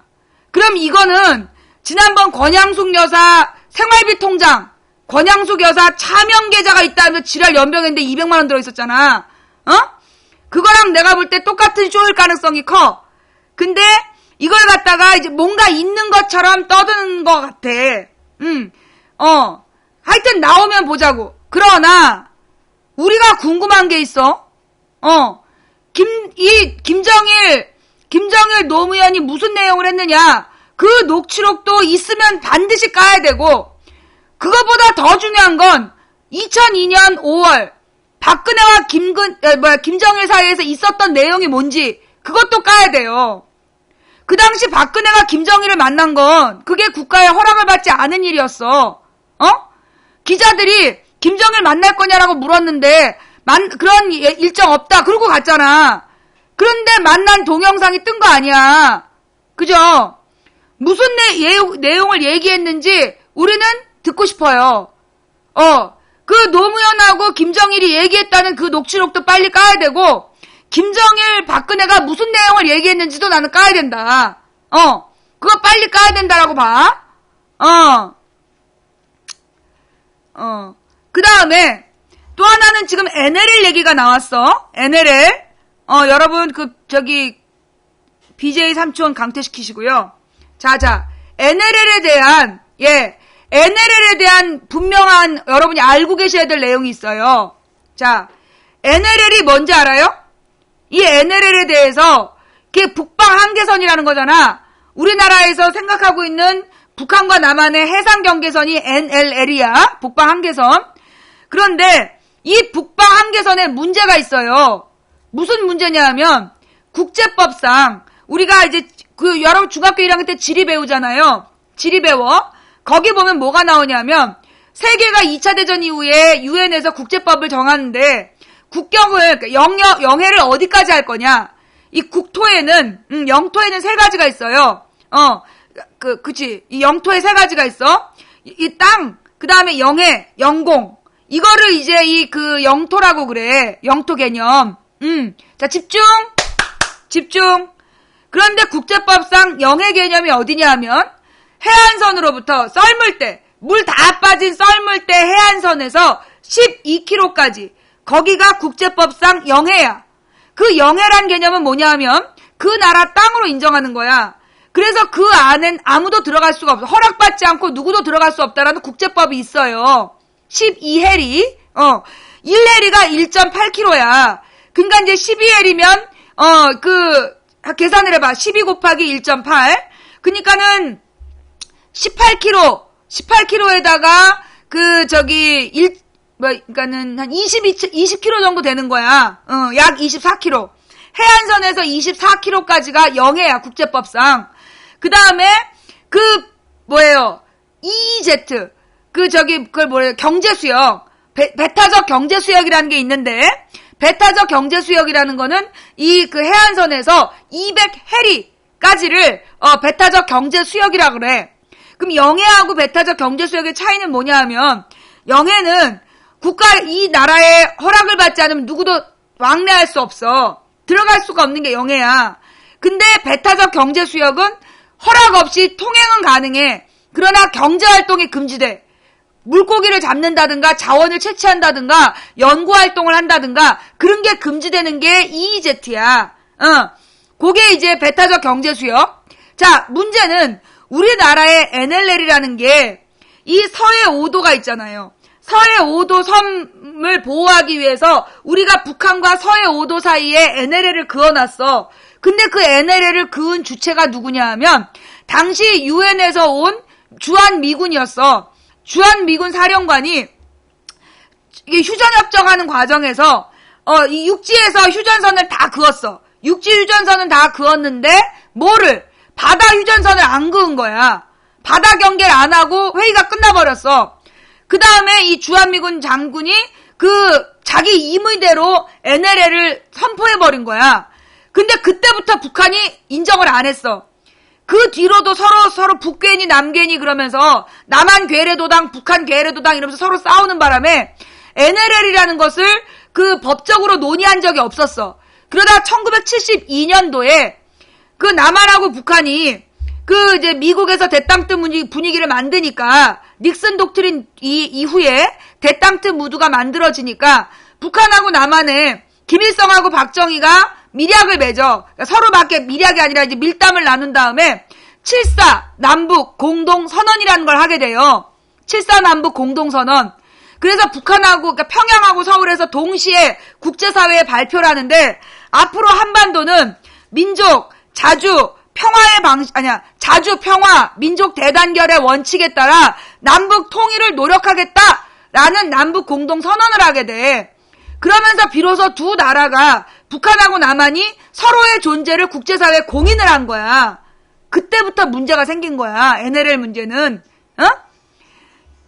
휴전할 때 우리가 남쪽에서 일방적으로 그었는데 72년도에 7.4 남북 공동성명을 딱 하면서 국제사회의 양쪽 나라가 국가로서 공인을 인정을 해버렸기 때문에 그때부터 이 NLL이라는 걸 어떻게 할 거냐가 문제가 된 거예요.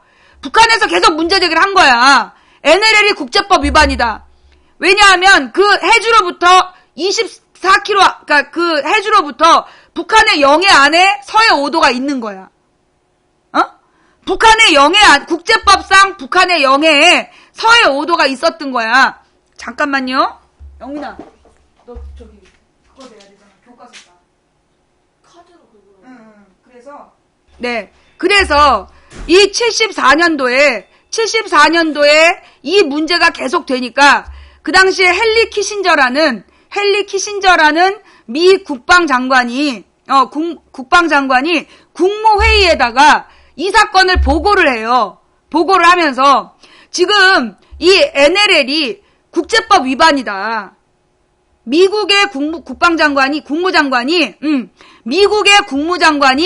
미국의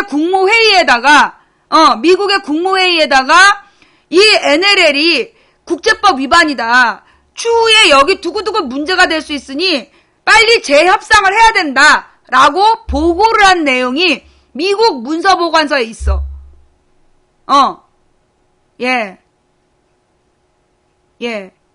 북한의 국제법상 영해 안에 서해 5도가 있다. 그래서 북한에서 주장하는 그러면 서해 5도를 북한으로 넘겨줘야 되냐? 그건 아니야. 북한에서 주장한 게 뭐냐면 서해 5도를 이렇게 둘러싸가지고 바닷길을 내줬어. 바닷길을 내주고 정남향으로 이 바다로만 다녀라. 그게 북한의 주장이야. 북한의 북방한계선하고 우리나라의 NLL이 그래서 겹치는 거야. 그래서 요렇게 조개 모양으로 겹치는 지역이 있는 거야. 조개 모양으로 겹치는 지역이 헨리 키신저가 이게 국제법 위반이라고 얘기를 했어. 인정을 했어. 그 뒤로 실제로 김일성하고 박정희가 다시 얘기를 안 했기 때문에 모른 척하고 언제까지 갔냐? 91년까지 간 거야. 그러다 1991년도에 이것도 이 용역들이 막 날 비판하면서 갖고 온 자료에 나온 자료인데 그때 남북 공동 합의서라는 걸 발표해요. 노태우가 남북 공동 합의서라는 걸 발표를 했는데 그 내용에 내려가다 보면 그 세부 조항에 나와 NLL이 국제법상 문제가 있으므로 지금부터 NLL 북방 한계선에 대한 재논의를 시작한다. 남북 기본 합의서에 공동 합의문인가? 남북 공동선언. 91년 남북 공동선언이고 기본 합의서라는 게 있어. 남북 공동선언의 기본 합의서에 보면 그 NLL이 문제가 있으니 오늘부터 새로 논의를 시작한다. 라는 구절이 있는 거야. 남북 기본 합의서에. 그런데 그 뒤로도 계속 또 안 한 거야. 안 하고 버티다가 98년도에 김대중 대통령이 집권을 했는데, 아니야. 그 전에 김영삼 대통령 때 국방장관이, 우리나라 국방장관이 국회에 가서 제안을 해요. 뭐라고 얘기하냐. NLL이 국제법 위반이니 NLL에 대해서 남북이 다시 재협상을 해야 될 필요가 있다라고 국회에서 발표를 했어. 그래서 신한국당 애들이 이런 개놈의 새끼 매국노 쌍욕을 해가지고 논의를 못하게 해버린 거야. 남북 공동선언이고요. 그때 기본 합의서가 만들어져. 그래서 그 내용에 그래서 김영삼 때 NLL 문제가 있다라는 걸 국방장관이 국회에서 발표를 했어. 그러다가 노무현 대통령 때 이미 나왔어요. NLL 문제는 더 이상 미룰 수 없는 문제다. 왜냐하면 그 전에 김대중 대통령 때 서해교전이 벌어지잖아. 서해교전이 바로 그 NLL에서 터진 문제야. 북한은 국제법상 자기 영토라고 주장하고 우리나라는 우리 영토라고 얘기하는 요 조개 모양의 이 교집합에서 이 해전이 벌어진 거야. 처음에 김대중 대통령이 몰랐대잖아. 왜 그런지. 일단 밀어내고, 그래서 얘네들이 우리를 공격했는데, 그 김대중 대통령이 확전은 금지하되, 그러니까 일단, 평화롭게 하되, 일단 만약에 도발하면 철저히 응징해라. 그렇게 이제 바로 지시를 내려. 그래가지고 이 우리나라 해군이 얘네들을, 북한군을 공격해갖고 내쫓는단 말이야. 그래서 시커먼 연기를 내뿜으면서 도망을 갔어요. 그래놓고 도대체 왜 그랬느냐라고 물어봐. 그러자 남북 기본 합의서 내용이 문제가 됐고 그걸 김영삼 때도 얘기했고 그랬는데 지금 남한 정부에서 논의를 안 하니까 그 논의를 원하는 시위였다. 그래가지고 그때부터 이 NLL 문제를 논의해야 된다. 그랬는데 그때 누가 빨갱이라고 지랄한 거 아니야. 한나라당에서 한나라당이지. 빨갱이라고 지랄을 해가지고요. 그때 김대중 때 못했어. 노무현 대통령 때도 또 못한 거야. 그래서 노무현 대통령이 그때 NLL 발언을 다시 해요. 임기 중에 NLL 발언을 했었어. 나 기억나. NLL은 더 이상 미룰 수 없는 문제니, 더 이상 우리 장병들의 희생을 막기 위해서 우리가 이 NLL 문제에 대해서 논의해야 된다. 그래갖고 빨갱이라고 개지랄 난 거 아니야. 우리 영토를 왜 북한 주냐고. 이미 NLL 발언은요, 노무현 대통령이 이미 국내에 들어와서 한 얘기야.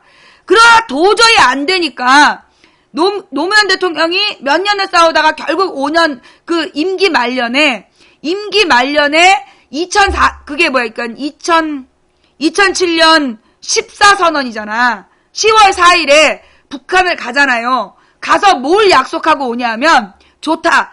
그 조개 껍데기 모양을 이렇게 남과 북의 정치적인 현상이 이렇게 문제가 되니 거기 이 서해 5도 인근의 바다를 평화특구로 지정을 하고 지금 해주에 있는 군부대를 그 평화특구 바깥으로 북쪽으로 내보내고 그래서 이 해주를 경제특구로 만들어서 제2의 개성공단처럼 경제공단을 만들고 서해 앞바다를 평화의 바다로 공동수역으로 만들자라고 합의를 하고 온 거야. 어려워요? 어려워요? 재미없어요? 이 뭔 말인지 알았어요? 몰랐어요? 이 뭔 말인지 알았어요? 몰랐어요? 이제 다 이해를 하겠지? 이제 다 이해를 하겠죠? 식스, 프로그님 감사합니다. 그 NLL 문제는요, 솔직히 얘기해가지고요, 국제법상 재논의를 해야 돼요. 지금 문재인 선수가 NLL을 지키겠다라고 얘기를 했지만, 그거는 분명히 국제법 위반이야. NLL 자체가 뭐의 문제인데, 지금 평화의 문제인 거야. 그러면, 이 문재인 선수가 지금 어떤 북풍에 대한 북쪽 바람이 불까봐 그거에 대한 견제를 위해서 NLL 사수 의지를 밝힌 건데 나는 이 문재인이 NLL을 지키겠다고 하더라도요. 우리가 요구해야 돼요. 뭘로? 14선언을 지켜라. 14선언에 얘기한 대로 남북 평화지대를 만들어야 된다. 평화특구를 만들어야 된다. 그런데 이 문제를 논점으로 하게 되면 평화특구로 우리가 주장을 하게 되면 뭐가? 전세가 북풍으로 바뀌어. 뭐라고요? 전세가 이 논점이 북풍으로 바뀌는 거야. 그러니까 이 평화특구 문제는 문재인이 NLL을 사수하겠다. 그래, 너 사수해라.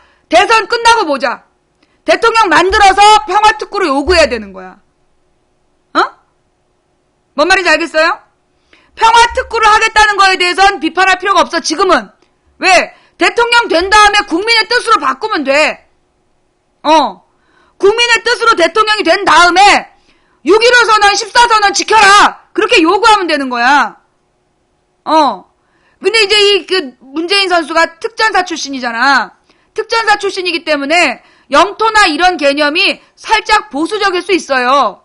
그러나 문재인 선수한테 대통령이 된 다음에 우리가 막 요구하면 이 국민 전체에 요구를 하게 되면 평화가 밥이라는 걸 온 국민이 공유하고 거기를 평화특구를 지정해야 된다고 우리가 요구를 하면 바뀔 수가 있어요. 뭔 말인지 알았지? 우리가 그렇게 가야 된다는 거야. 우리는 뭘 해야 돼? 이 논점에 대해서 키신저의 NLL 발언, 키신저의 NLL 발언을 널리 알려야 돼. 이거 NLL을 지키자 말자 이런 논점으로 가지 말고 키신저의 NLL 기사를요. 막 문제를 일으킨 애들한테 그걸 답으로 줘. 야, 이거 국제법 위반이야. 그래서 끊임없이 지금 서해 오도를 지키는 우리 젊은 애들이 죽어나가는 거야. 네가 서해 오도 가서 지킬래? 서해 교전에서 죽어가거나 다친 애들 네가 책임질 거야? 국제법상 위반이라잖아. 노태우가 약속했잖아. 다시 협상하자고. 김영삼도 문제 있다라고 인정한 거 아니야. 박정희 때 키신저가 인정한 거 아니야. 라고 얘기를 해야 되는 거야. 뭔 말인지 알았지? 뭔 말인지 알았지? 별망치님, 자이언트무님, 나리님 감사하고요. 자, 알아들었다. 엄지손가락. 알아들었다. 엄지손가락. 예. 라벤더님 감사합니다. 논점을 그렇게 잡아야 되는 거죠, 이건. NLL을 지켜라 마라가 아니라 NLL은 국제법 위반이다. 평화특구로 가야 된다. 그러나 문재인이 군인 출신이라서 저렇게 얘기하는 거다. 예, 내년에 보자님 감사합니다. 대통령 된 다음에 평화특구로 만들면 된다. 예, 됐죠? 예. 이해 못하면 꺼져주세요. 우주 플리즈 꺼져. 예. 자, NLL 문제 정리됐죠? 예. NLL 문제 정리됐죠? 그래서 왜 이렇게 채팅창에, 오류가 나지? 자, 그러면 이제 우리가 안철수 문제까지는 됐고, 그 다음에 박근혜 정수장학회 관련 문제는 뭐야? 박근혜 정수장학회. 문재인은 NLL을 확고히 지키면서 긴장 완화 추진. 저 말이 뭔 말이냐? 평화특구가 되면 NLL은 지켜지는 거예요. 평화특구가 되면 NLL은 지켜지면서 긴장이 완화되는 거야.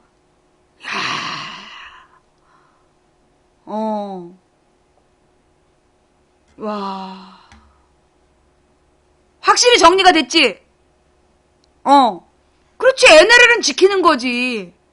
NLL은 지키는 거 맞지. 아, 이런 수도 있구나. 자,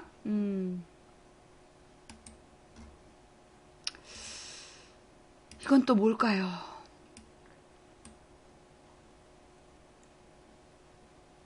최필립 부산일보 백 만들겠다는 이들에게 매각. 이게 무슨 얘기지? 10월 8일 정수장학회 사무실에서 이진숙 등 2명과 1시간 대화. MBC 부산일보 지분 다 팔자. 대선 효과 노린 선심사업 계획도. 정수장학회가 문화방송 지분 30%와 부산일보 지분 100% 등을 갖고 있는 언론사 주식 매각을 비밀리에 추진해온 것으로 밝혔다.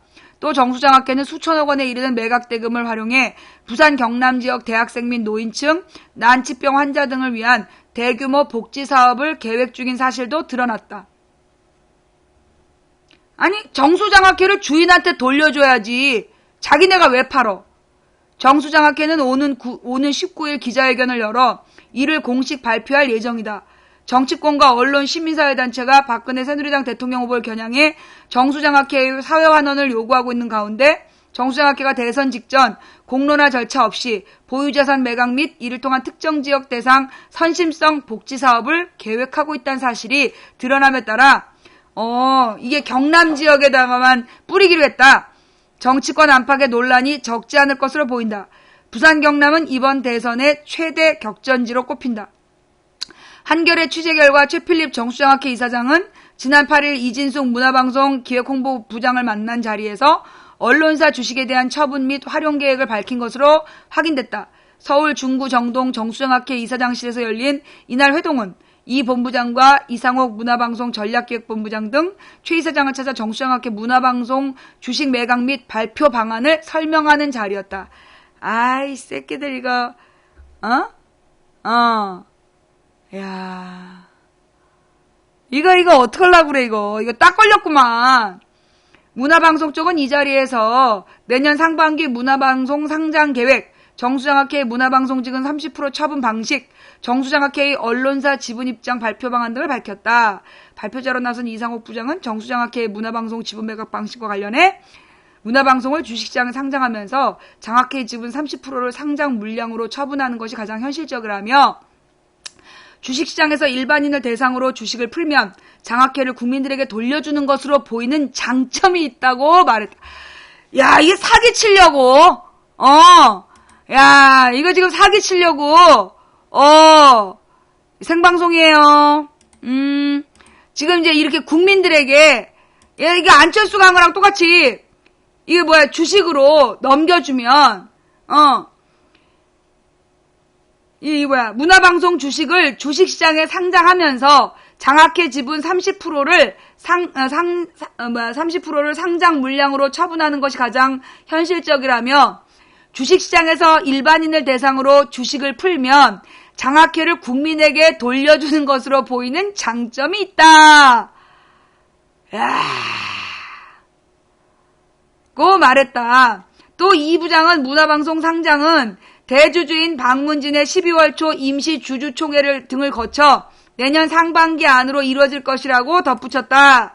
이에 최 이사장은 경영권도 행사하지 못하는 문화방송 주식은 갖고 있어봐야 소용이 없다며 문화방송 제안대로 추진하되 이를 10월 19일 발표하게 해달라고 말했다. 또 그는 발표에서 정수장학회가 문화방송 지분 30% 매각 대금을 활용해 부산 경남 지역 대학생을 대상으로 직접 반값 등록금을 지원한다는 내용이 담겨야 한다고 주문했다.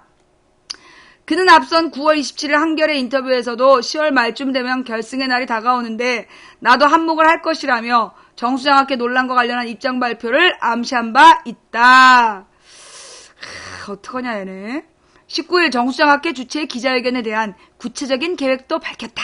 그러니까 10월 19일에 이제 쇼를 준비하고 있었구나. 이날 행사의 기획을 맡은 것으로 보이는 문화방송 쪽 이진숙 본부장은 장학회의 언론사 지분 처분과 그 매각 대금의 이자 수익화, 이를 통한 반값 등록금 지원 사업 등의 1000명이 있었으니 대학생 등 젊은 층이 많이 지나다니는 대형 광장이나 대학을 발표 장소로 정했다며 정치적 임팩트가 크기 때문에 대중에게 가장 효과가 큰 방법을 찾으려고 한다고 말했다. 이날 회동에서는 정수장학회의 부산일보 매각 방침도 흘러나왔다. 최 이사장은 이 자리에서 이 본부장에게 부산일보의 경우 노조에서 지랄들을 하고 있는데 도저히 더 이상 손을 못 대겠다며 부산 경남 지역 기업 총수들과 맺은 부산일보 매각 관련 MOU 체결 사실도 19일 발표할 것이라고 말했다. 그는 부산일보 매각 배경과 관련해서 지금 노조 때문에 부산일보가 민주당인지 진보당인지 기관지로 돼 있으니 이 사람들이 안 되겠다는 것이라며 이 사람들이 부산일보를 사서 기업의 백으로 쓰고 부산도 보호하겠다는 뜻을 전해왔다고 밝혔다. 기업가들한테 부산일보를 판다는 거죠. 또 그는 이들이 우리를 찾아와 인수하고 싶다고 하길래 나는 그냥이라도 주고 싶었다며 가져가라고 했다고 덧붙였다. 이 최필립이 그는 부산일보 매각 대금에 대해서는 그 돈은 부산 경남 지역 노인정이나 난치병 환자 치료시설에 전액 기부할 것이라고 말했다. 이게 한마디로 이제 부일장학회라는 그 누구지? 부일장학회를 만든 그 무슨 이제 민족기업가가 있었잖아요. 그 민족기업가를 감옥에 가둬두고 강제로 그러니까 부인을 김지태 회장의 부인을 잡아넣어놓고 강제로 사인 받아갖고 뺏은 정수장학회를 지금 저것들이 저런 식으로 팔면서 저기를 하겠다는 거야. 생색을 내는 모략을 꾸미다가 딱 걸린 거야. 아유, 어떡하니? 원주인한테 돌려줘야 될 거 아니야. 이야. 어떡하니, 너네. 딱 걸렸는데. 누가 책임지지? 아유, 정말. 네. 그 다음에,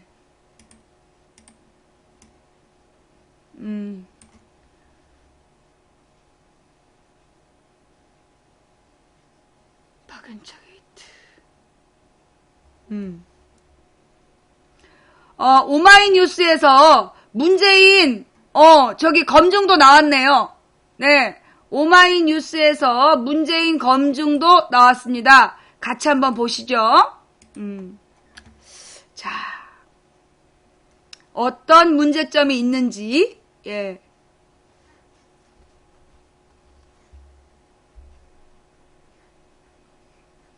이거 올리시님, 자. 박연차 게이트 수사 중에 32억 수수, 공천 비리자 변론. 자, 문재인 후보에 대한 검증인데요. 노동, 인권, 가치, 바렌, 행복. 이런 거 중요합니다. 예, 가슴 아파도 잘 들으세요.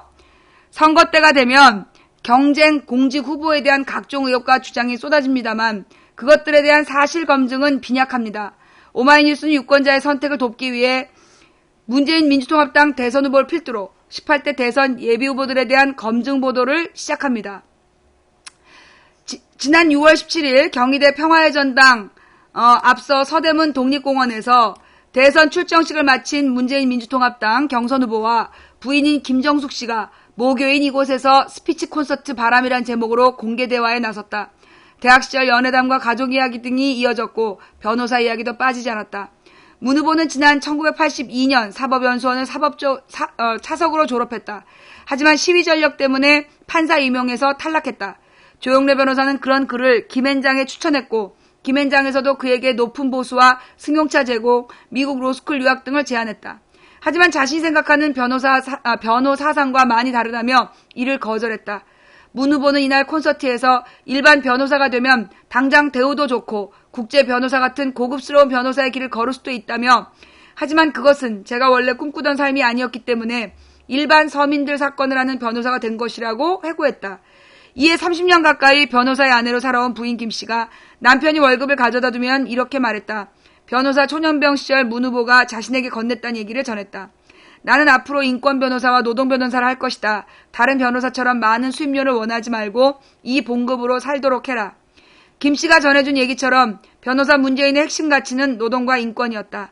그래서 사람이 먼저다라는 대선 출정식 모토가 가능했을 것이다. 그런데 이러한 문재인의 가치가 공천비리 서청원 변론과 부산저축은행 59억 수임에 이르면서 빛이 바랜다는 지적이 나온다.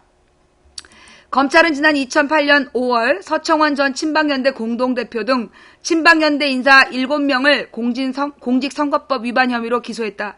특히 서 전 대표는 양정래, 김노식 의원에게 비례대표 공천 대가로 총 32억 1천만 원의 공천 헌금을 받았다는 혐의를 받았다. 당시 검찰은 이번 수사로 공공연한 비밀이었던 공천 관련 검은 돈 거래가 처음으로 규명됐다고 큰 의미를 부여했다. 이에 서 전 대표 등은 공천 대가가 아니라 당에서 빌린 돈이라고 반박했다. 서 전 대표는 공판 과정에서 당의 어려운 살림살이 때문에 일부 후보자로부터 당 공식 계좌를 통해 돈을 빌려받은 것이 사실이라며 모두 법에 위배되지 않는 범위에서 차용했고 법적 하자 없이 집행했다고 주장했다.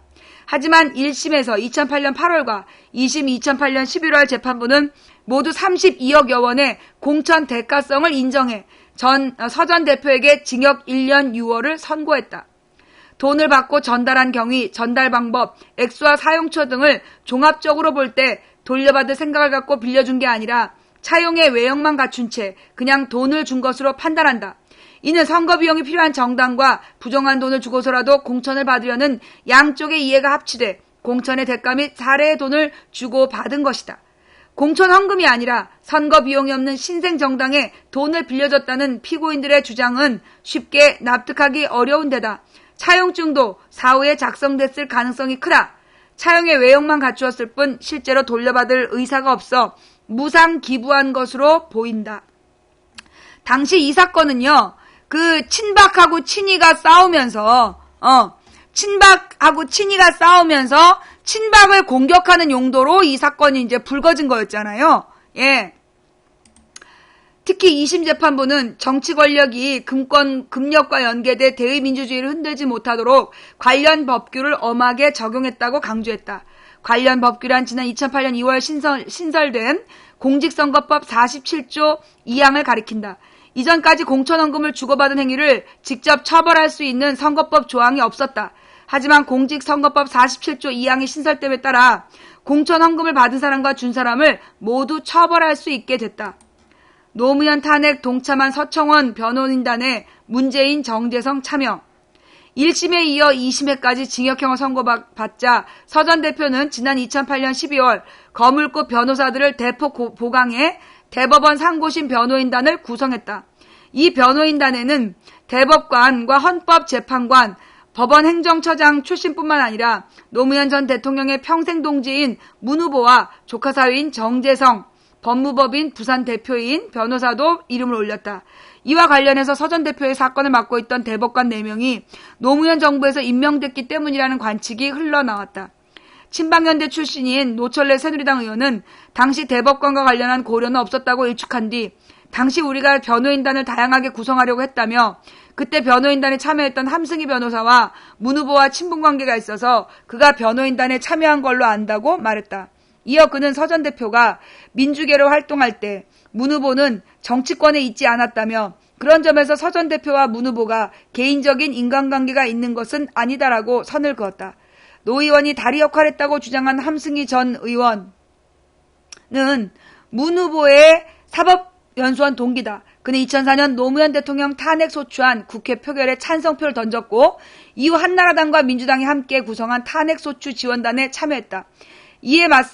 그에 맞서 문 후보는 노 대통령 쪽의 법률 대리인단 구성을 주도했다. 노 전 대통령 탄핵을 두고 날카롭게 맞섰던 두 사람이 공천헌금 비리로 실형을 선고받은 서 전 대표를 두고 같은 편에 선 셈이다.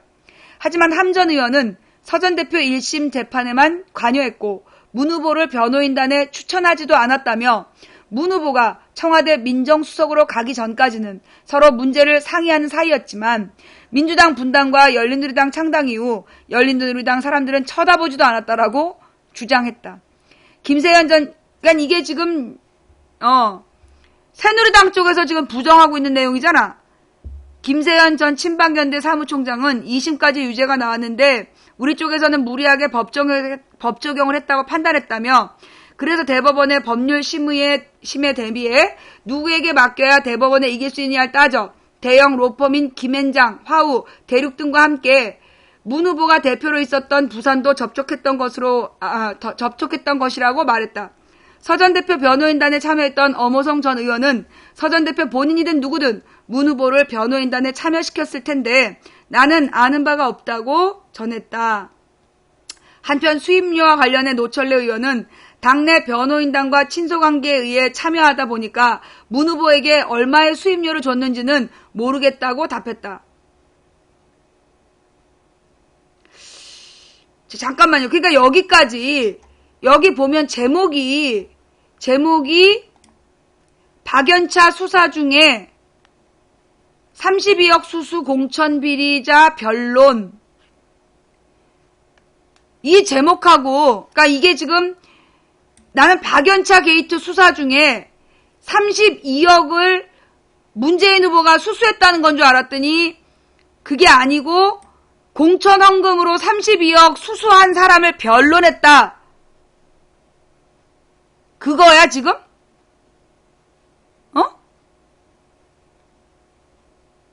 이게 지금 이게는 문재인이 32억을 박연차 수사 중에 받았다라는 게 아니라 박연차 게이트 수사 중일 때 32억을 수수한 공천 비리자를 변론했다. 그 얘기잖아. 그 수입료는 얼마 준지도 모르고 변론했다. 내가 지금 잘못한 거예요? 내 이 사건 지금 잘못한 거야?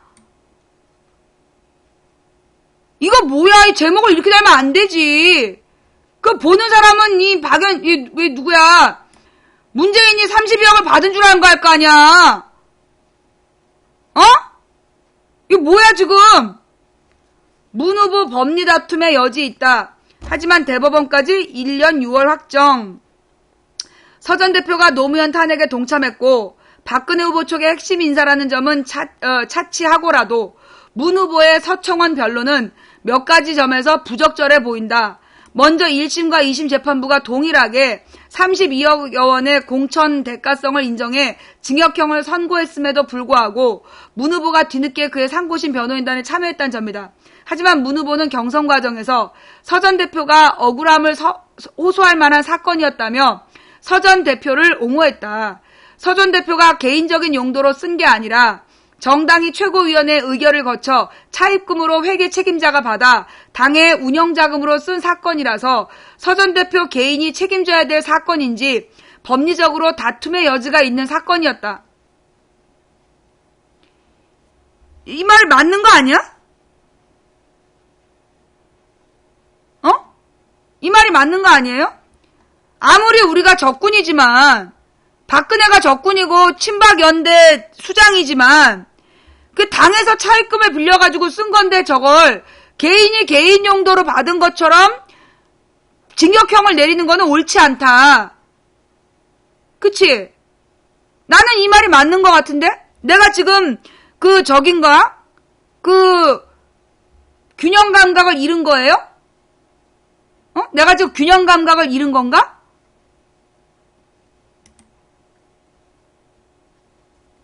아무리 적군이지만, 아주 그냥 이 지구상에서 없어버리고 싶은 적군이지만, 저거는 저 서청원 개인이 책임지기에는 좀 억울한 면이 있다. 이런 얘기잖아. 그치? 그치? 그럼 맞는 말이지, 저게. 내가 지금 뭐 특정 후보를 내가 문재인을 지지하기 때문에 왜곡해서 받는 거 아니지? 난 32억을 수수했다 그러면 지지를 철회할 생각이었어. 특히 문 후보는 서 전 대표는 통일민주당 시절 노무현 전 대통령과 함께 정치를 했던 분이기도 하다고 정치적 인연까지 거론하면서 당시 그 사건은 현 정권이 친박연대에 대한 표적 수사의 의혹도 있었던 사건이라고 주장했다. 이런 정도라면 공천 비리자를 적극 옹호한다는 느낌을 준다. 뭐가 문제인데 이게? 에? 엄호성 전 의원은 의사는 환자를 치료해야 하듯 변호사에게 변론은 기본인데 문 후보의 서 전 대표 변론에 색안경을 끼고 보는 것은 잘못된 잣대라며 문 후보가 서 전 대표를 변호한 것이 잘못됐다면 변호사는 살인사건을 변호하면 안 된다는 것인가라고 주장했다. 하지만 법리적으로 다툼의 여지가 있는 사건이라는 문 후보의 주장에도 불구하고 대법원은 서 전 대표의 1년 6월 징역형을 확정했다. 이는 지난 2008년 2월 시행된 공직선거법상 공천원금 금지 규정에 따라 대법원에서 유죄를 확정한 첫 사건으로 기록됐다. 친박연대 최고위원을 지낸 한 인사는 원래 비례대표 1번의 영화배우인 문희 씨를 공천하려고 했다가 가족들의 반대로 무산되자 서 전 대표가 비례대표감이 전혀 안 되는 양정래 씨를 1번에 앉히고 거액의 공천원금을 받았다며 서 전 대표가 억울하다는 것은 말도 안 되는 소리라고 주장했다. 이 인사는 문 후보가 변호사니까 서 전 대표의 사건을 수임할 수 있다고 본다면서도 하지만 서 전 대표가 진짜 억울한지를 잘 따져봐야 했다고 지적했다. 그러니까 이 양정래를 공천하는 것도 비례대표 1번 영화배우가 거절을 해서 갑자기 바꾸는 과정에서 양정래를 앉혔다는 얘기고 그게 이제 서청원의 주장이잖아. 이것이 도덕적으로 옳은가 그른가? 예. 나는 이렇게 봐요. 서청원이 도덕적으로 옳은가 그른가는 별개의 문제야. 그죠? 서청원이 도덕적으로 옳은가 그른가는 별개의 문제이고, 그렇잖아요. 변호사는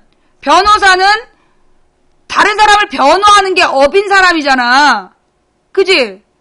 그러면 법리적으로 이 서청원이 개인이 책임질 일이냐 아니냐에 대한 변론을 하고 싶었다라는 게 이게 비난받을 일이야? 이게 지금 비난받을 일이에요?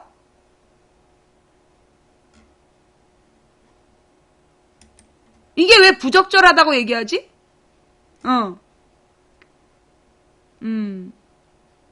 그래놓고 이 비난이 노무현으로 향하던 박연차 게이트 수사 중에 공천 비리자 변론, 또한 문 후보가 서 전 대표 변호인단에 참여한 시기도 눈총을 받고 있다.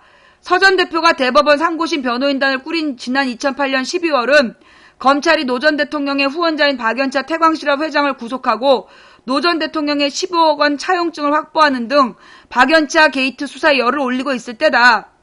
당시 검찰의 칼날이 노 전 대통령을 향하고 있었다는 것은 공공연한 사실이었다. 이후 검찰은 핵심 측근과 가족에 이어 결국 노 전 대통령까지 소환 조사했다. 그리고 노 전 대통령은 지난 2009년 5월 23일 모멸의 시간을 견디지 못하고 몸을 던졌다. 이게 무슨 관계인데? 검찰의 박연차 게이트는 수사가 노 전 대통령을 비롯해 친노 진영을 위기로 몰아가기 시작한 시점에서 거액의 공천비리 의혹을 받고 있는 서 전 대표를 변론했어야 했는지 의문이다. 이게 뭐 하자는 거야? 거액을 받고 수수한 것, 변론을 한 것도 아니야. 나는 지금 32억을 받고 변론했다는 얘기인 줄 알았더니 제목은 32억을 받은 걸로 했는데 이 문재인의 지금 비리가 서청원 변론했다. 그게 지금 비리야?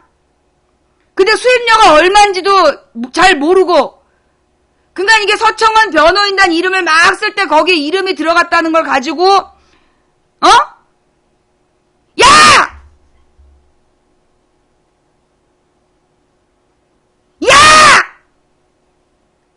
진짜 이것들이, 아니 이게 진짜, 아니 노무현 대통령 박연차 게이트 때 그 사건을 아니 그 변호사가 한 사건만 맡아? 내 변호사도 지금 혼자 맡은 게 6건이야. 사건 하나만 맡은 게 아니야. 내 거 6건에다가 지금 다른 사건까지 다 맡았어. 그래야 먹고 사는 거지. 아니 이게 무슨 영화에서처럼 변호사 한 사람이 한 사건만 맡는 줄 알아? 아, 나 진짜 이거 이제부터 오마이가 아니라 안마이 되는 건가? 안마이 뉴스야? 뭐 하자는 겁니까 지금? 예? 아니 제목은 이런데 저축은행 얘기 또 다 어디 갔어? 제목에는 무슨 뭐 저축은행 얘기도, 그건 이제 2탄으로 나올 건가? 노동인권 가치 발행 행보? 아니 노동인권의 가치를 발하게 한 행보라면 노동자들을 탄압한 불법 기업가를 변론했다든가, 그러면 노동 인권의 가치의 발행 행보가 맞아요. 그죠? 까긴 까야겠고 깔 게 없어서 이렇게 썼다. 그러면 제목을 이렇게 달면 안 되지. 제목을 이렇게 달면 안 되지. 난 하마터면 32억 받았다는 줄 알고 내가 좀 또 오늘 지지 처리할 뻔했잖아. 나 이거 진짜. 아니 있잖아, 경향신문도 내가 얼마나 웃겼냐면 안철수의 강한 반발 듣고 문재인이 그렇게 심한 말을, 그게 제목이야. 들어갔더니 안철수 얘기 쭉 쓴 다음에 맨 마지막에 문재인 후보는 그렇게 심한 말을이라고 하면 말을 아꼈다 한 줄이야. 야! 이건 뭐냐? 문재인하고 안철수하고 뭔가 이렇게 이간질을 하는 내용을 싣고 싶고, 문재인이 뭔가 욕먹을 짓을 한 것처럼 쓰고 싶은 거야.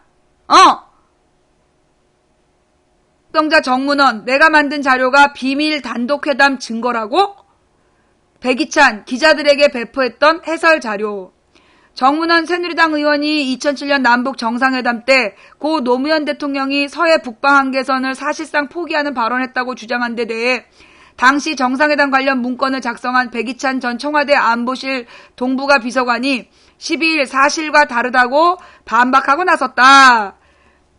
백이찬 전 비서관은 이날 국회에서 기자회견을 통해 어제 정문원 의원이 기자회견에서 자료를 하나 제출했다. 그것이 오늘 중앙일보에서 보도됐는데 2007년 남북 정상회담이 김정일 위원장과 단독회담이 2회 있었다고 자료를 사진에 찍어서 보도했다며, 여기서 정문원 의원이 비밀 단독회담이었던 것처럼 단독회담 자료라고 제시한 문건이 제가 만든 문건이라고 밝혔다.